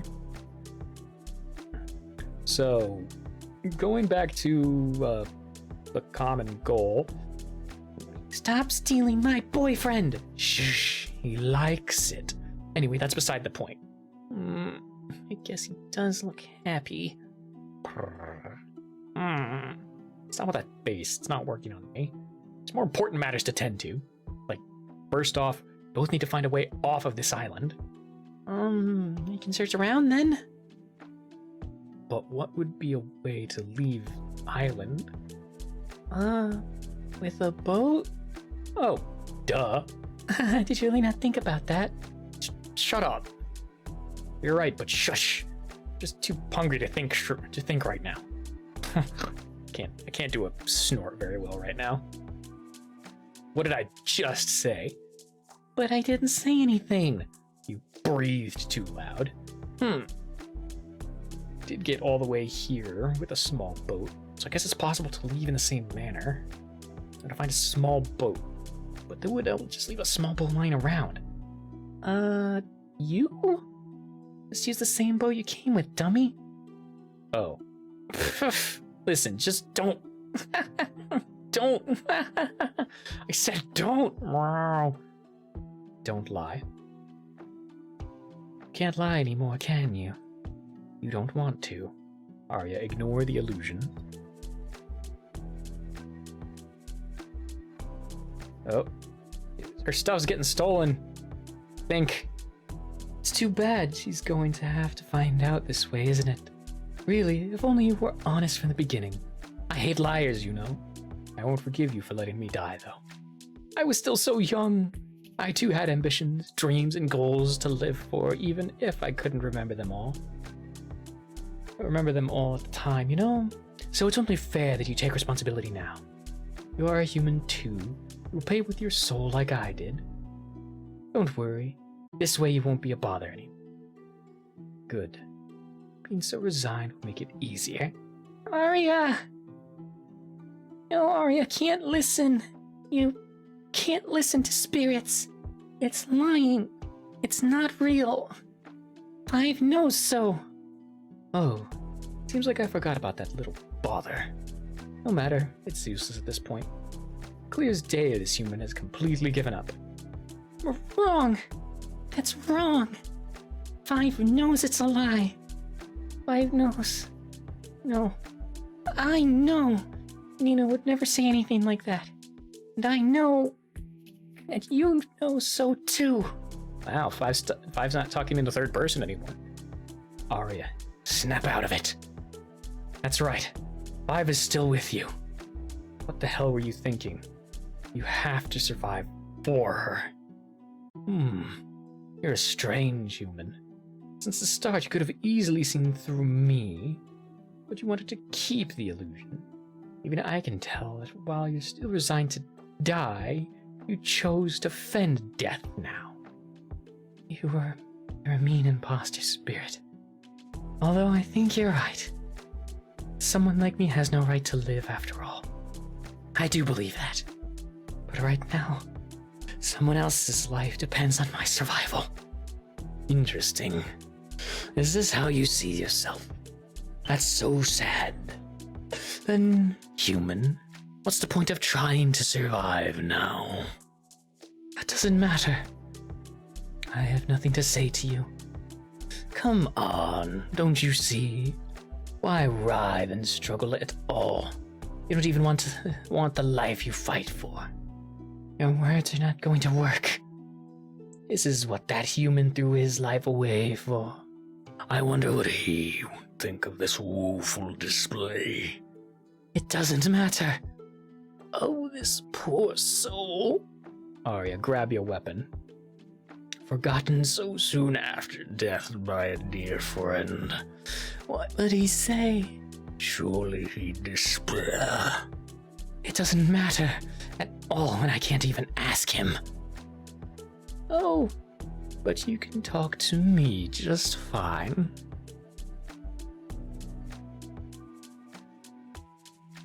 Everybody fears being forgotten after death, you know. I'm no different, of course. Oh, the wounds are still so fresh, see? You, the one person who could mourn my memory, chose to forget me like this. The only person who was there for my final moments. Not only that, but the one I gave those moments for, too.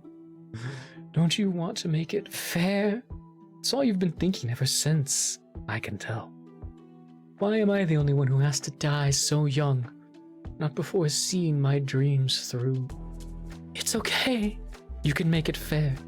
This way, it will all be forgiven, Ari.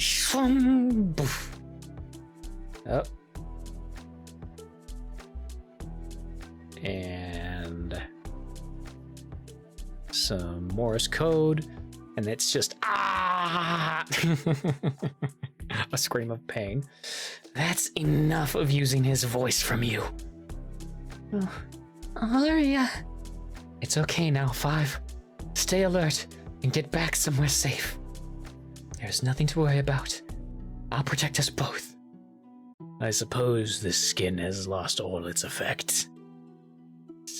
It shall be shed and cast off. Well... ...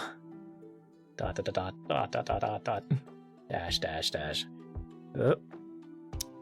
Going over to the Morse code translator. Well, show me, human. Ooh.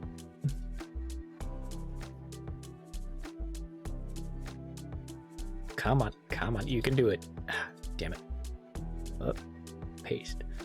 What it means.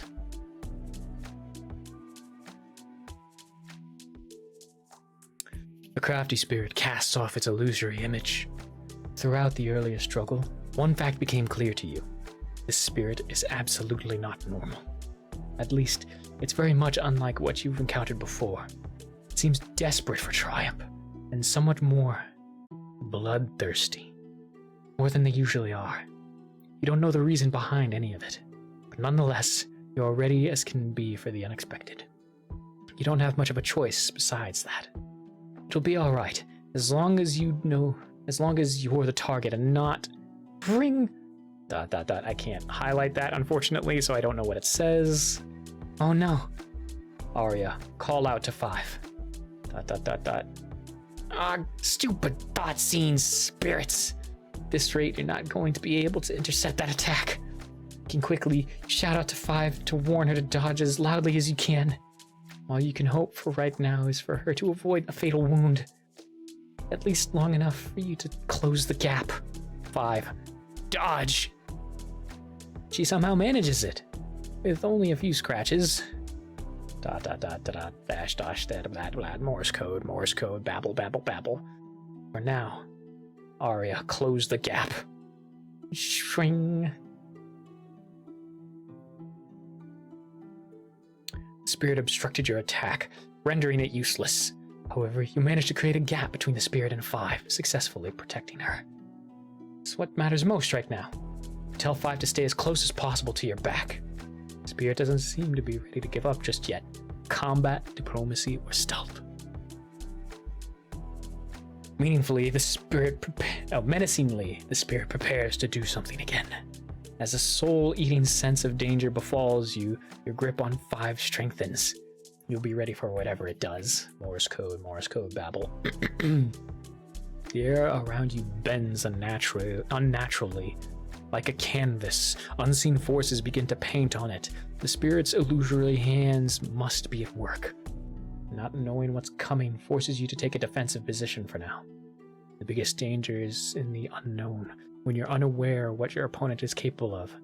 Yet no matter what it may be, you've resolved protecting 5 from it. Unpleasant thoughts forcefully contaminate your mind. For a split second, feels as if those mere thoughts could shatter you like glass. The canvas morphs. Whoa. The air snaps into fog, choking eyes and plugging ears. The ashes disperse, making one deaf and blind. The body feels frozen in its wake, and the mind shattered and disfigured. Limbs bent and broken, and the skin slowly unraveling. The air grows thicker and colder, hand in hand with each passing second. As if in a trance of its own, and each second begins to feel like an eternity. And finally, one is forced and desperate to stay conscious in the face of the apparitions.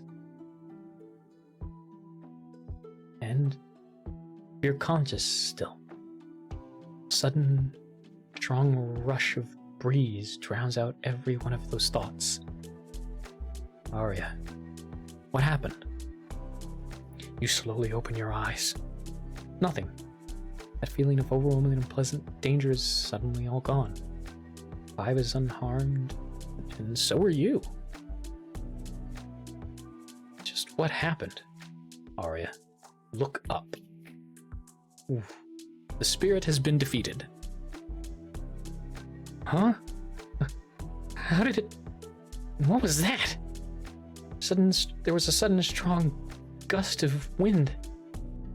So strong and so focused that it dissipated the spirit's form. As soon as the spirit was starting something, it ended it. No, it ended before anything could happen. Whatever it was. It felt like overwhelming danger had been thwarted by it at the last possible second. Something saved you just in time, and it came from somewhere behind you. Arya, turn around. You're one hell of an illusionist to struggle like that. Arya, it's human. More importantly, it's Ludwig. It's a human. It is a human. That was kind of careless of you, forgetting that you potentially could run into anyone here and not applying any disguises. Well, to be fair, the spirit was taking up all of your attention, but fortunately you ran into another human, not a monster, so it's all okay. And hey, wait. Work. Wait, is that Ludwig? Is that Ludwig? Yes, it is. Yes, it is. It's Ludwig. It's your good and loyal friend. He's alive. Arya, hug now. He's safe. He's here in the flesh. Ludwig. He rushes at you for a big reunion hug. You and Five rejoice. Yay! The human boy just stands there, silently staring. Feels kind of judgmental, but, well, you've still got to give him your thanks. You saved us. Thank you so much. You see, I had unusual problems with this one spirit. Usually I'm much better at dealing with them, though. But thank you. But anyway, thank you. I can't say that enough. Wait, that symbol on your arms. Are you R? Seems you got the memo. Did you come to help? I'll get you back to the human world. Well, I didn't come to this point on purpose, actually. This forest beast led me here by chance. Burke. Ludwig. Yeah, you saved him too. I don't think I could thank you enough. And, oh my, those bandages. Did you apply them? I did. Thank you for tending to his injuries. Don't know what I could have done otherwise. Well, no problem. I was debating between doing that or killing it. What? Oblivious barks. Barf. You were going to kill my dog? Call a beast of war like that a dog? Hey, that's really not nice to say. How could you? You should know that these creatures can be quite bloodthirsty. They're made for wonderful monster war weapons, and thanks to that. Yeah, but Ludwig isn't like that. You're right. He isn't. That's mostly why I didn't kill him. He would be friendly and harmless. This is a doozy. I don't want to think about the alternative outcomes.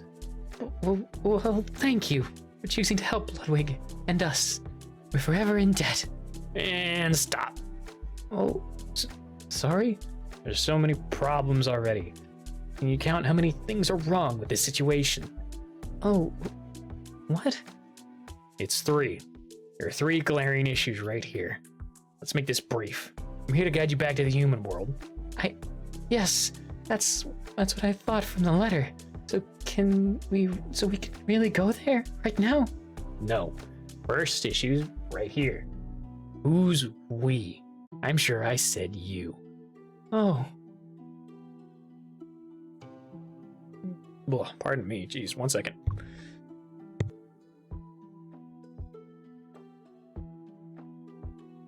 Here we go. Well, we is me and 5? Why are you hiding? Oh, are you kidding me? So this kid is 5? I mean, that's her name. 5? Not her age. I think. What kind of name is that? I know, right? Oh. Ads. Ad break. Ad break. Ad break, ad break, ad break. Ad break. Ad break, ad break, ad break. Do all the things I can do in an ad break. You need to fuck right off, you crypto bot piece of shit. You, even more so. There we go. Retweet the socials.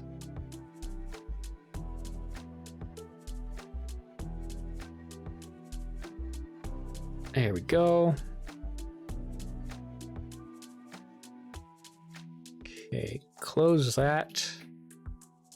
All right.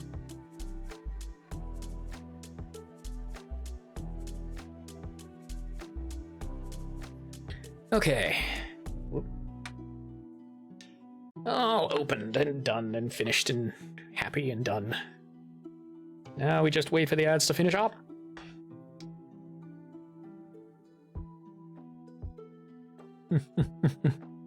Fucking spam sellers, report them all. Yeah, exactly. Gotta get... like... It's indeed amazing how the muskrat said he would take care of bots and inversely made it so much worse. Like, it is impressive, honestly.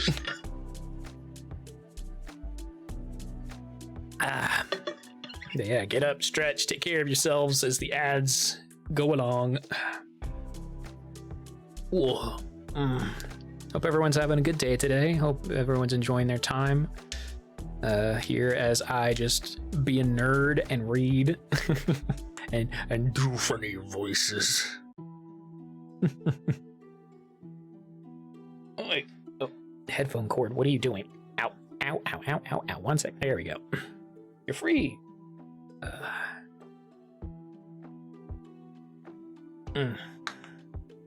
There we are. Readjusting my seat. Oh. Oof.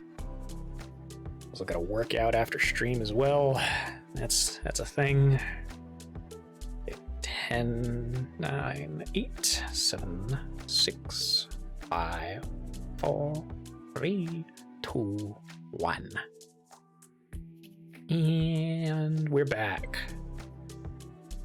Hello, everybody who is stuck in ad hell. Welcome on in. All right, back to where we were. I know, right? I mean, I don't know why, but yeah. Isn't it weird?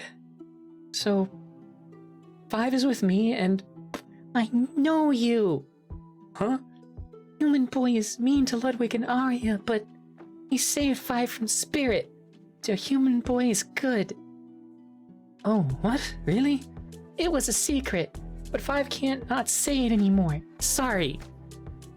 Oh, so that's what happened. Thank you then. God damn it, Blonde. Now it's 4 issues. Sorry? It's unbelievable how the problems just keep coming whenever you speak. Downright astounding, even. Please do answer each one I state. Human boy, relentlessly state all complaints now. 1, my boat is gone. 2, I actually think it was too small for 2 people. 3, I am hungry and have no money. Quit it. Shush. And 4, I can't think of a 4th problem. Guess it's just 3. Guess it's just these 3. But my point stands. Why do things keep not going well for me? Oh, for you exclusively? Give me a break, you pig whiner. I'm here too. Better look somewhere else for a way off, instead of you taking up our time to whine. Maybe there's more boats in other places waiting for us. I don't think anyone else is going to leave a boat out. But you literally found a boat out and used it. I know. I think I just had some dumb luck or something. Oh, if luck is all you need, then you're with the right person. Huh? Ramona, explain your abilities to the simpleton human, but don't say that you think he's a simpleton. am an angel of fortune. It is my title. Does that mean you're just incredibly lucky? To put it simply, yes, kind of. Do you know of Excuse me. Whoa. Do you know about angelic titles? Not much. I guess I know it's a thing the winged have, that's about it. There's not a whole lot that I know about you guys. Mostly because I guess there's not much winged information that humans care to make readily available during these times. Hey, there's still already more. That's still already more than what most people know about us. Well, humans are more focused on themselves nowadays, with good reason. Don't worry, I can explain. Definitely nothing too complex. Maybe. I only think so because I'm a winged. I am not dumb. I'm sure I can grasp much more complex things just fine. Didn't mean to imply that. Alright, I'll make it as simple as I can. You have to be taking these jabs on purpose. What? No, I'm not. Just want to explain this in the best way I can. Okay, who cares? Go on, be as complex or as simple as you want. I'll try to understand. Nino, try to understand. So, these titles are given to a winged by someone else. They are sort of, an expectation or prediction set for a winged, which will eventually always come true, even if it has no basis or makes little sense. That's like a self-fulfilling prophecy, isn't it? Maybe? I don't know what that means. It means because someone predicted you'll be a certain way, then that ends up being the case. It can even just be you believing something negative or positive about yourself, and then it ends up coming true. So for you, someone thought you'd be very lucky, I guess. Oh, yes, that's it. A self-fulfilling thingy. A self-filling thingy. It is like that exactly. I can't believe there's a term for it. It's a self-fulfilling prophecy. Get it right. Yeah, sure, that. Although in this case, I'm guessing it's probably less a logical product of belief affecting actions and more like some weird winged bullshit. Hey, it's not animal droppings. It's more like cool destiny fate. Those words do not sound as cool as you think. Psh, to live up to your title, that's the coolest of cools. This is just one of the many things in the winged's lives that humans can never understand, I think. Hey, I understood you. Somewhat, but still. Oh, no offense. I meant that humans just don't go through the same experiences. You tend to see this concept as a limitation of your freedom. It does sound like that, but no offense. None taken. I understand why. Who are you? You're cute. It's because for winged, even though the person giving them the title wouldn't know, it's a title always fated to fall in line with the winged's personality. It's fated to fit us perfectly when it's time to live up to it. So it's not like we're forced to comply by something we don't like. Maybe you have a word for that kind of thing too? It's like predestination, but in a controllable way. Jeez, I'm a little lost on what it exactly should be called. I wouldn't know what to call it too besides cool destiny fate that is also very free. So you're using that cool term now, me and you. No, so we're using that cool term now, me and you. God, this is why humans don't bother studying the winged, probably. But I mostly understand everything so far. Well, good. For me, my mom gave me my title because she needed a bit of good fortune. And just like that, when I got older and awoke my abilities, bam! It was all the luck stuffs, unable and usable in my very own special way. And it helped my mom out a ton. That's kind of heartwarming. Well, not to ruin it, but actually, it's not as easy as it sounds. For my luck to work, I always need others around me to do something very important first. Right now, I'll need you to do this something for me. What is the thingy? I need you to believe in me. When you believe I can be lucky enough to do a certain thing, then it'll really happen. Wait. Is that what you meant earlier when you were running away? I can do this because you believe in me, was it? Yeah. Remember when you first saw me on the mountains? When you saw that in your mind, you instantly took it as a fact that I could lift something as heavy as a mountain's top. As long as you're seeing, you're believing. And as long as you believe, As long as you believe that to be possible, I could lift anything less or just as heavy in front of you. With one hand if I wanted to. For example, lifting the much lighter you. That's actually a really amazing power. What the hell? But hang on. I know I didn't really accept what you were doing. I knew it in my head that the laws of physics wouldn't work that way. So it was just like I was experiencing something so impossible. No, you only think you didn't accept it. In reality, the first impression you saw was stuck with you. So it made everything on a smaller scale plausible. It doesn't have to make sense. It just has to be believable to you. That's kind of insane. Wow, she's a reality bender. I love it. But I really definitely thought, and still do think, that it should be impossible to do everything you did since the first time I saw you. Nuh-uh, nope. As long as you see the impossible once, you will not reject it internally. Even if you think it shouldn't be possible the first time. And the evidence is in how I could do what I wanted a second time around. If you hadn't been tricked to believe I could lift heavy things, you wouldn't have been able to escape the sea cops. I kind of understand, I think. But now that I sort of know the process behind it, isn't it impossible to do what you did again? Nope. It's always plausible that I could lift heavy things now, because I'm with someone who believed in it. Even when I know that it works because you tricked my mind. Yes, even so. There's a lot of ways you could exploit that, isn't there? Oh, trust me, I know. God damn, I want powers as cool as that. Hey, don't you ever think it's easy to use these powers. I always have to find ways to trick others first. That's still a cool power. Well, there's a lot more I want to ask about, but yep, we don't have all night, you know? Or all day. I'm not sure what time it is, but I'd be happy to tell you later. Okay, I'll definitely tire you out with questions later. And you cannot complain. You allowed my bottomless curiosity. It's okay, as long as it's making me feel cool and superior. Let's focus on finding a way out. And I guess I'll try to believe. I don't really know how to believe in your luck. Maybe if I just think it's hard enough? Well, just thinking isn't really believing. Belief is kind of more internal. The usual way I make my power work is by demonstration, so something lucky enough happened to me and you saw it, you'd subconsciously believe in my luck. And then I'll be able to make it affect you too. Oh, so just have yourself be lucky enough?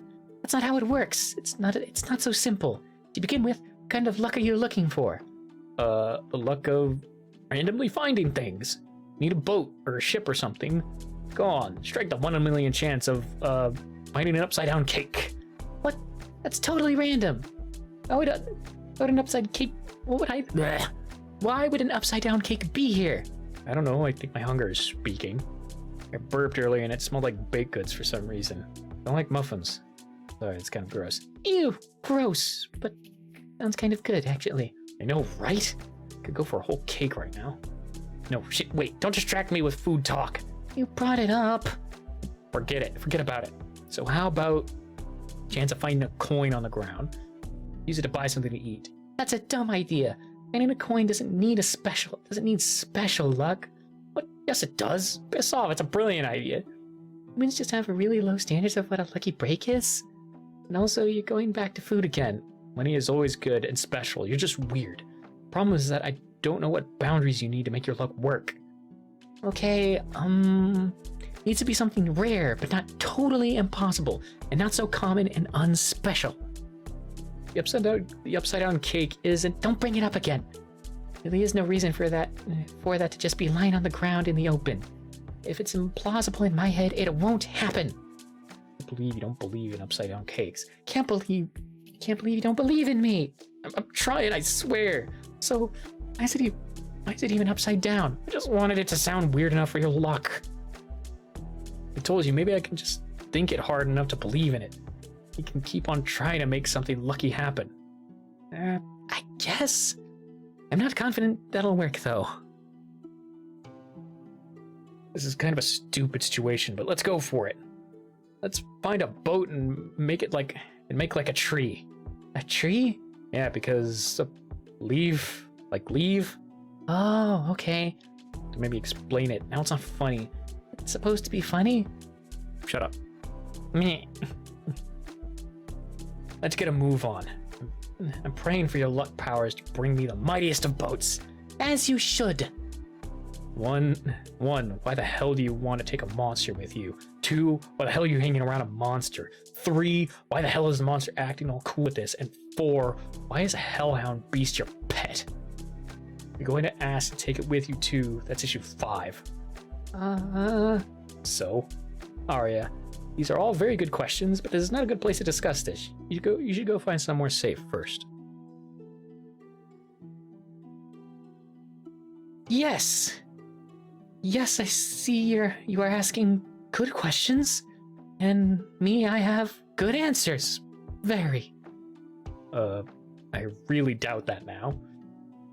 But first, don't you think this is a dangerous spot? Very open, which is very bad for us humans.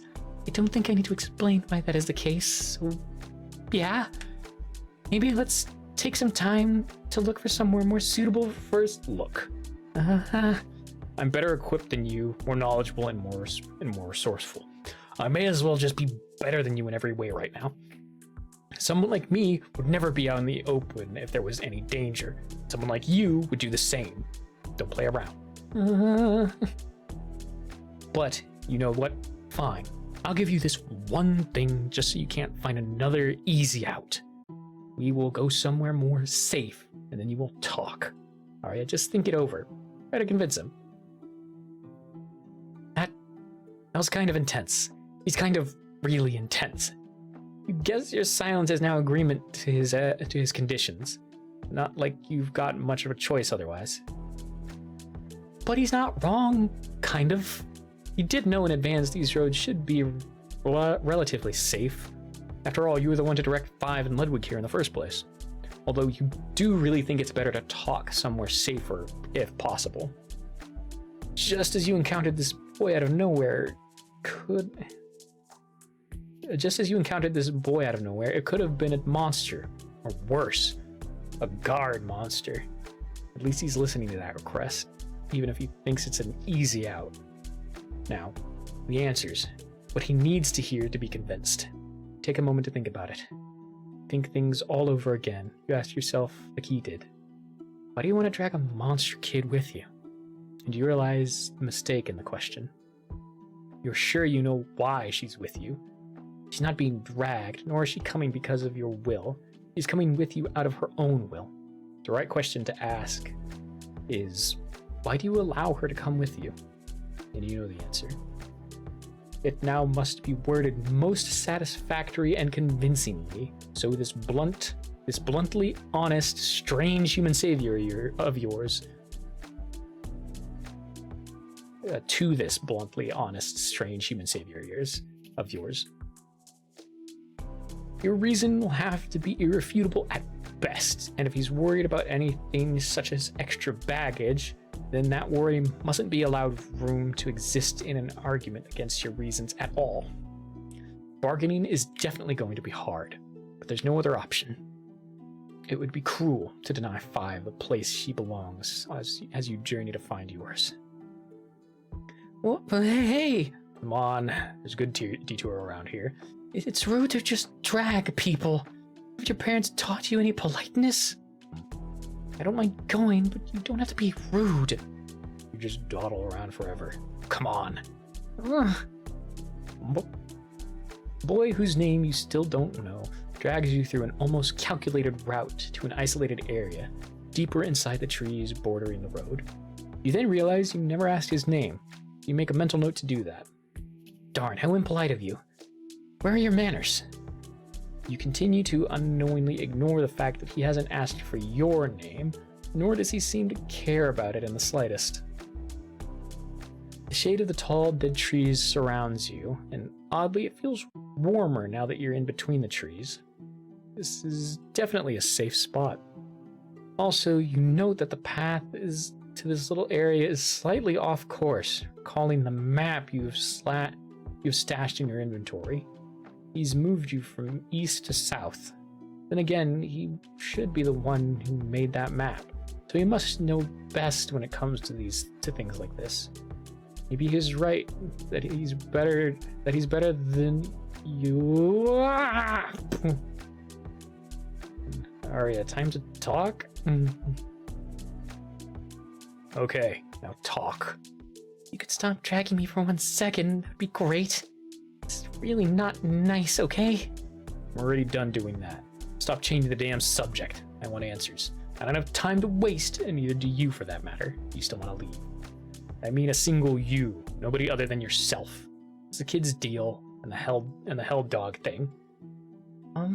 Okay, well, Ludwig is a good dog. He's not bad. And 5 is my friend. He's just a little kid. I'm not going to be leaving her or Ludwig alone here. She has friends and family in the human world. She used to live there. Her home is in the human world, so you answered none of my problems. You don't seem to be understanding what I'm getting at. I'm here to show lost humans how to help themselves out, not to carry anyone's extra baggage. You being able to find your way up to here safely proves that you're capable of returning back. And we'll have no problems guiding someone like you. You're not the first, you know. But a little kid, a little monster kid to boot. There's a lot of problems with that. In the first place, why does a monster want to leave their world? So if you want to leave, drop the dead weight. That's horrible. How could you say that? What's horrible about it? I'm right in that there's no damage to a monster being in the monster world, so leave your baggage if you want to come. Otherwise, I'll be on my way. She's not baggage. Stop calling her that. I'm taking her with me because that's where she wants to go. That's where her home, friends, and family are. I don't think this kid or you know what you're talking about. The human world is just as inhospitable for monsters as it is for humans. No doubt she's just going to be a burden on them. I'm able to get us by. My ability can do the job. And as you noticed earlier, I'm an illusionist. Maybe I'm not that good at it, but I've lived a whole life hiding in plain sight. So I think I can handle this responsibility if I want to. No, you're actually not bad. Huh? You're an illusionist. You're plain capable.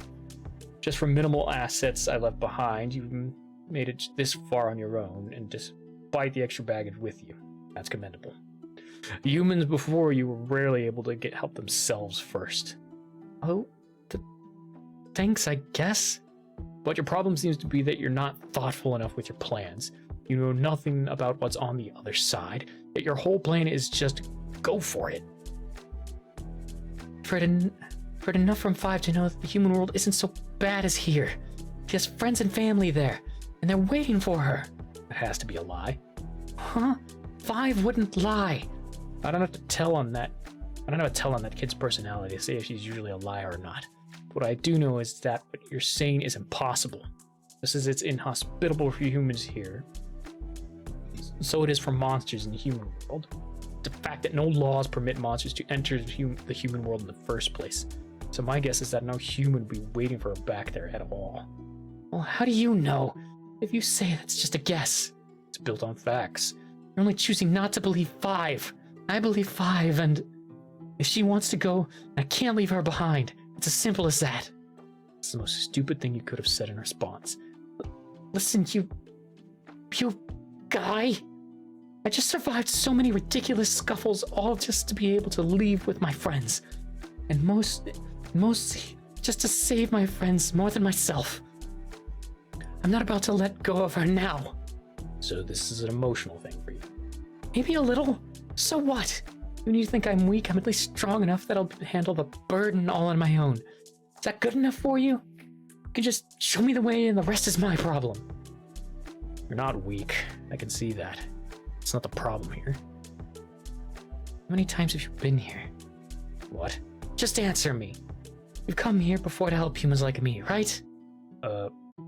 Yes, a lot. Have you ever lived in this world, or are you just dropping in to do what you do? Latter. And you don't know anything. Even if you belong somewhere in appearance, it isn't your home. And your life, if it isn't your home, then your life would be hellish. I lived all of that. Five's home, place she belongs in, somewhere in the human world. So there's no way I'm leaving her here. You know, that's neither heroic nor commendable. It's just plain stupid. Having too much niceness is not something good. You'll just get taken advantage of. Hive is not taking advantage of me. Nobody is. Why is something like that even any of your concern? Helping one out of my own choice, like you. You're, as far as I can tell, you're doing something even more dangerous than what I want to do. And more than once, just to help humans like me, aren't you? I think that makes everything here a little hypocritical. Don't make this about me. I'm always plenty prepared. I've never once failed, and I'm not about to. Well, how unfair! I'm prepared too. I think you're aware of it. What could you be referring to? My illusions. You know I'm an illusionist. You called me that. And let me tell you, I'm not like the typical kind. I can hide anyone in plain sight. Done that to myself for the past 6 years successfully. My illusions have only failed once. Just once, a while earlier. It did cost a lot. But it is still one failure out of countless successes. So I'm really, kind of, maybe, all that incompetent, okay? And yet you're talking like you're really maybe kind of lacking in confidence about it. I'm not confident about... I mean, I am confident. No, I don't sound certain. But I am certain. Seriously? Come on. Talking bluntly and coldly like you do is hard. But don't judge me by that. I can handle what I set out to do. That's what matters. I'll take care of Five and Ludwig. You should never dare call them baggage. Baggage again. Or what? I'll say it as I see it. Baggage. Ah. Oof. Okay.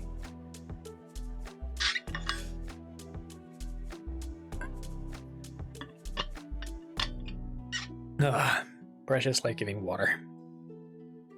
Yum, yum, yum. You're like a little kid. I'm not the one acting on some emotional spur. My advice is to not involve that baggage with your schemes, Blonde. I said don't call them that. Arya, stop. Five, don't listen to this guy's insult. You're alright. You'll be okay. I'm not leaving you.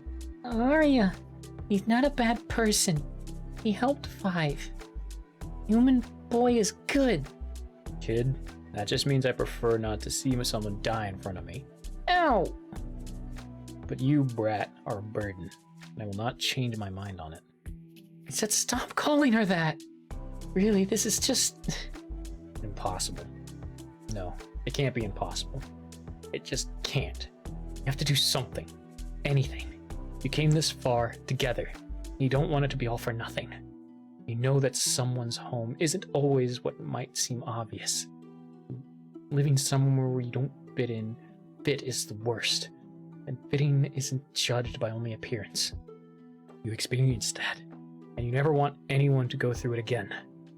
Home is with friends and family. Someone really belongs. Not where their looks are most suited. Many of the stories you've read taught you that. Your one life taught you that. Your own life taught you that. You can't rob someone of their chance to find a home as you try to find yours. The human boy. You just cannot understand if he hasn't lived like you did. You're going to do something about this. Anything. In your concentration, you miss the silent lull that replaced the conversation. Arya, do it. Do something.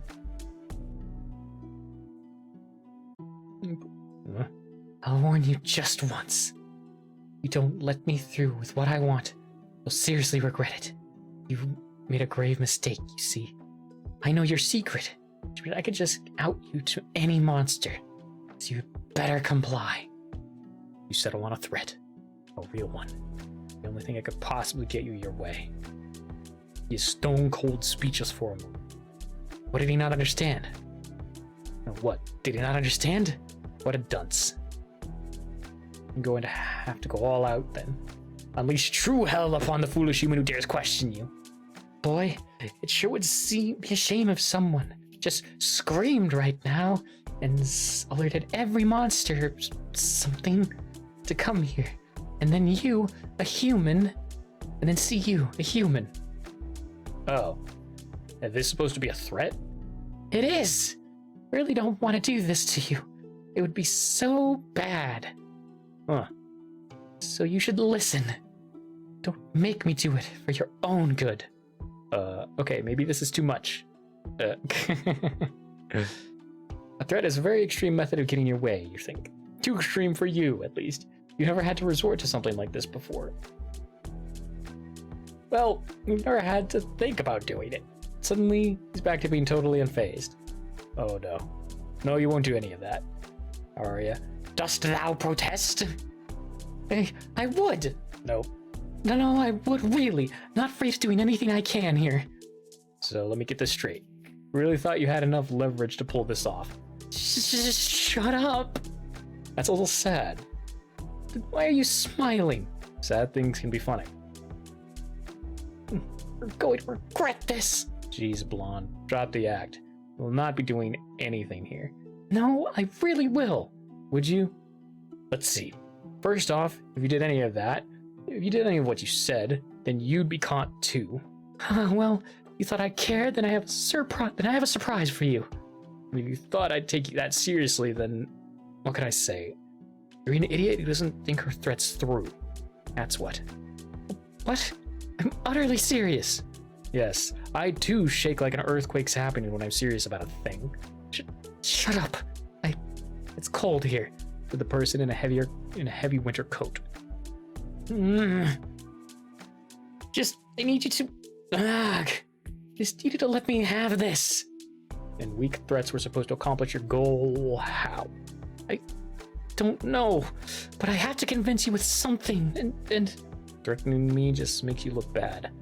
That's all I could think of. Okay, how about I'll apologize for what I said, but only if you just look. You didn't have to go this far. Get the point. I can see how important this is to you. Do you? You're not acting like it. I sure do. In fact, I already made my mind earlier, but you interrupted me. Huh? This is just until we're there. And then there'll be absolutely no further help from me. You'll take care of everything yourself. I'm saying that unfortunately, you've already convinced me, you nitwit. Oh, so I mean you're fine with them coming along? Fine with them coming? Yeah, well, you were right that it shouldn't be my business, more or less. Your insistence on the matter reminded me of someone I know. Someone too nice to be a real idiot. No, some too nice to be a real idiot. Just like this. Are you calling me an idiot? Maybe. Actually, yeah, I definitely am. Rude!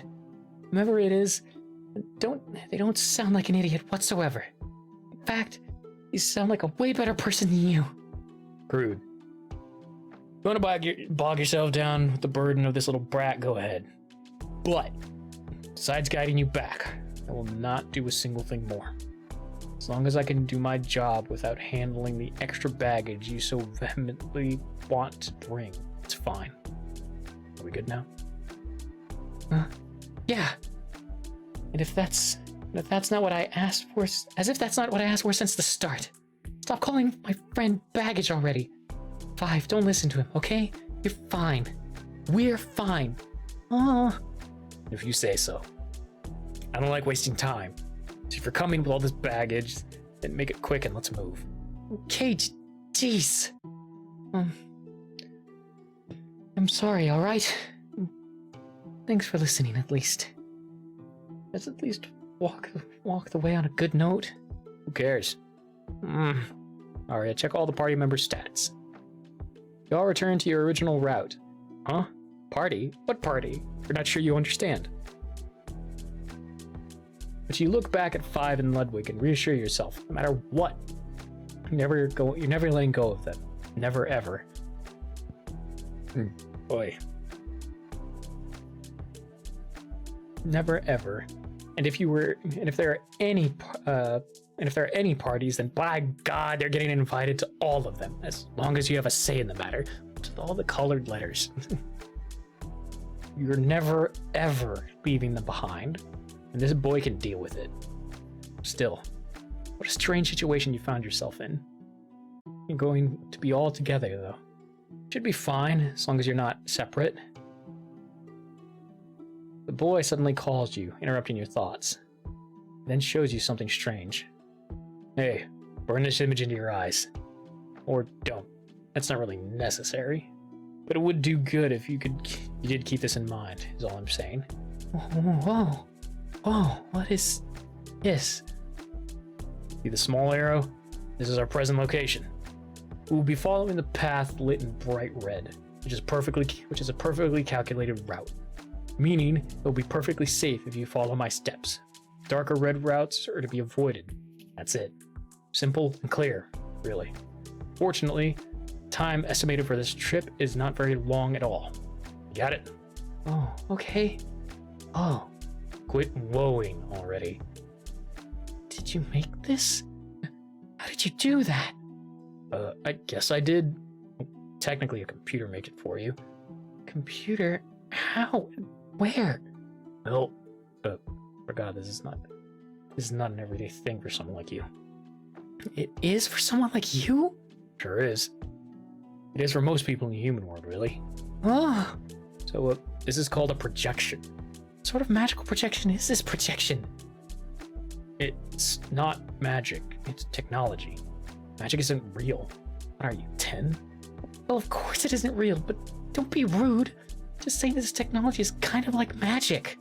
I mean, there's that age-old saying, any sufficiently advanced technology is indistinguishable from magic.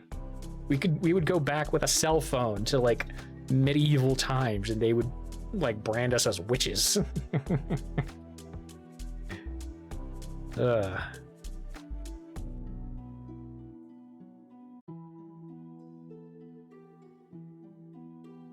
All right. We're almost done for the evening. We'll just finish this page, and then we'll call it there. There are far more impressive things. I mean, this is just light. You can think of a projection as light forming an image of a map. You can think of it like that, I guess. How does it work that way? Like, how come it's floating on nothing but air?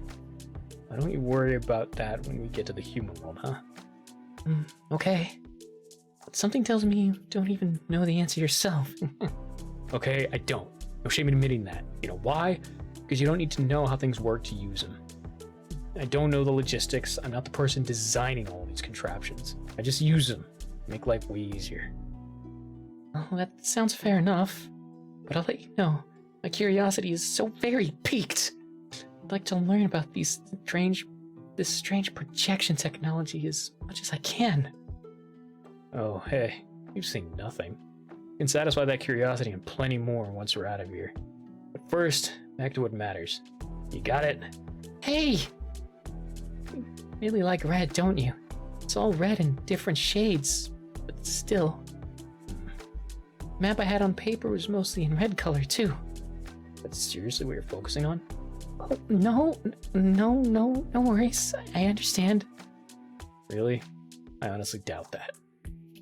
I totally do got it. Just following a magical looking map, right? Yeah, you know what? Sure. We're doing some cool freaking magic. Alright? As long as you've got the main idea, we can move. Alright, along the way, ask him why he cares. But for real this time. Hey, human boy? What? No, I was just wondering, why did you care about me wanting to bring my friends? But, I mean that question in a nicer way than it sounds. Really, if it's ultimately something I can handle myself, why did you care about it so much at the start? I'd like the best for you, that's why. Same for any other human, to be clear. It's not like special treatment or anything. So, because you think it won't be good for me? I operate on a little thing when I'm doing this here. Sort of motto, or personal code to follow, called the Human Code of Conduct. Which is basically like this. If another human needs help, you have the means to help them. And there's absolutely no reason for you not to help. To help in the best way you can. What was that? Well, I guess I disagree a little. I don't think bringing him along is a bad thing for me. But still, that's really nice rule to follow. So it's a thing for all humans to be like this? Oh, hell no. People are varied, and a genuinely helpful person is incredibly rare. This code is just something for me. Oh. Didn't come up with it myself, but I like it well enough to adopt it. If every person could be like that, the world's problems would be all gone. But hey, you told my niceness would go just get me taken advantage of. Isn't this the same thing? Your niceness is good, but mine isn't? No. No? Yeah, no. I think if you don't help somebody in trouble despite having the ability to, then you're an asshole. That's it. Being excessively nice, however, that's way different. Not everyone deserves that. And misplaced excessive generosity will just backfire on you. Duh. Oh, okay. Okay, point taken. I'll agree to disagree. However, please don't use words like that in front of 5. Oh, gee. Censorship. Alright. Thanks. Gosh. You're going if you want to spare yourself the language. Sooner we're there, the better. For both of us, I should add.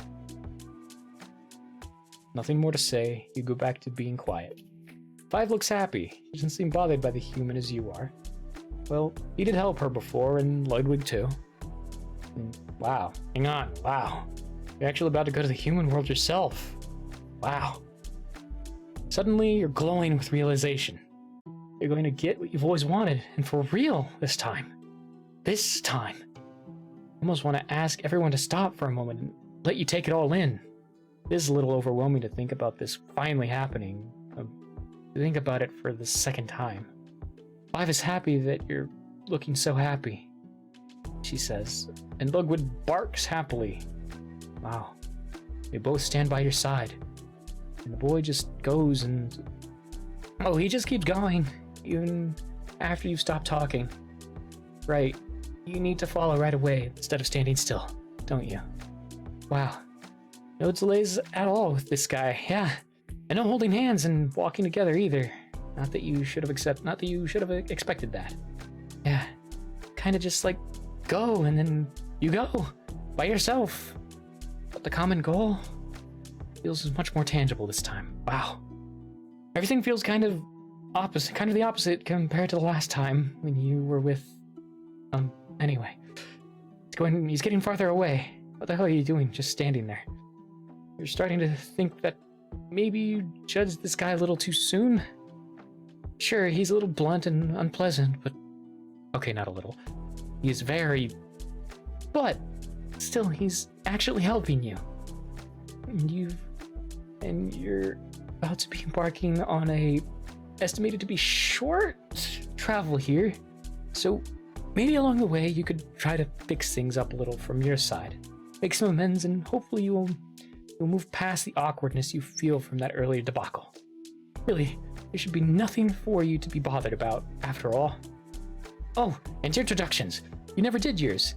You still don't know his name, or thing beyond that. This is the perfect opportunity for that. Arya, make amends. And with that, we will pick up next time. Whoa. That was a lot. This is a lot. A lot of reading, holy shit. I love it. Makes my brain go happy. There we go. Now, let's find someone we can raid into. And then I need to eat.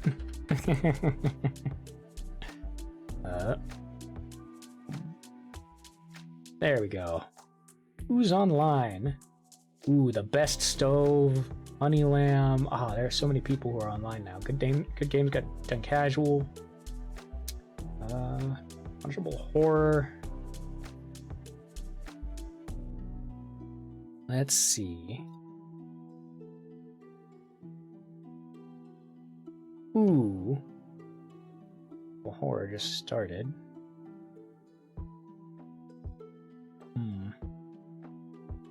Yeah, let's raid into punishable horror. Why not? They're pretty cool. There we go. Raid.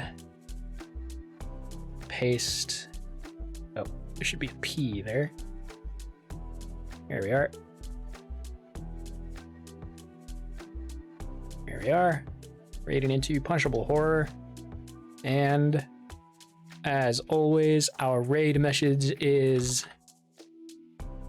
get appreciated, nerd, using any emotes that you choose.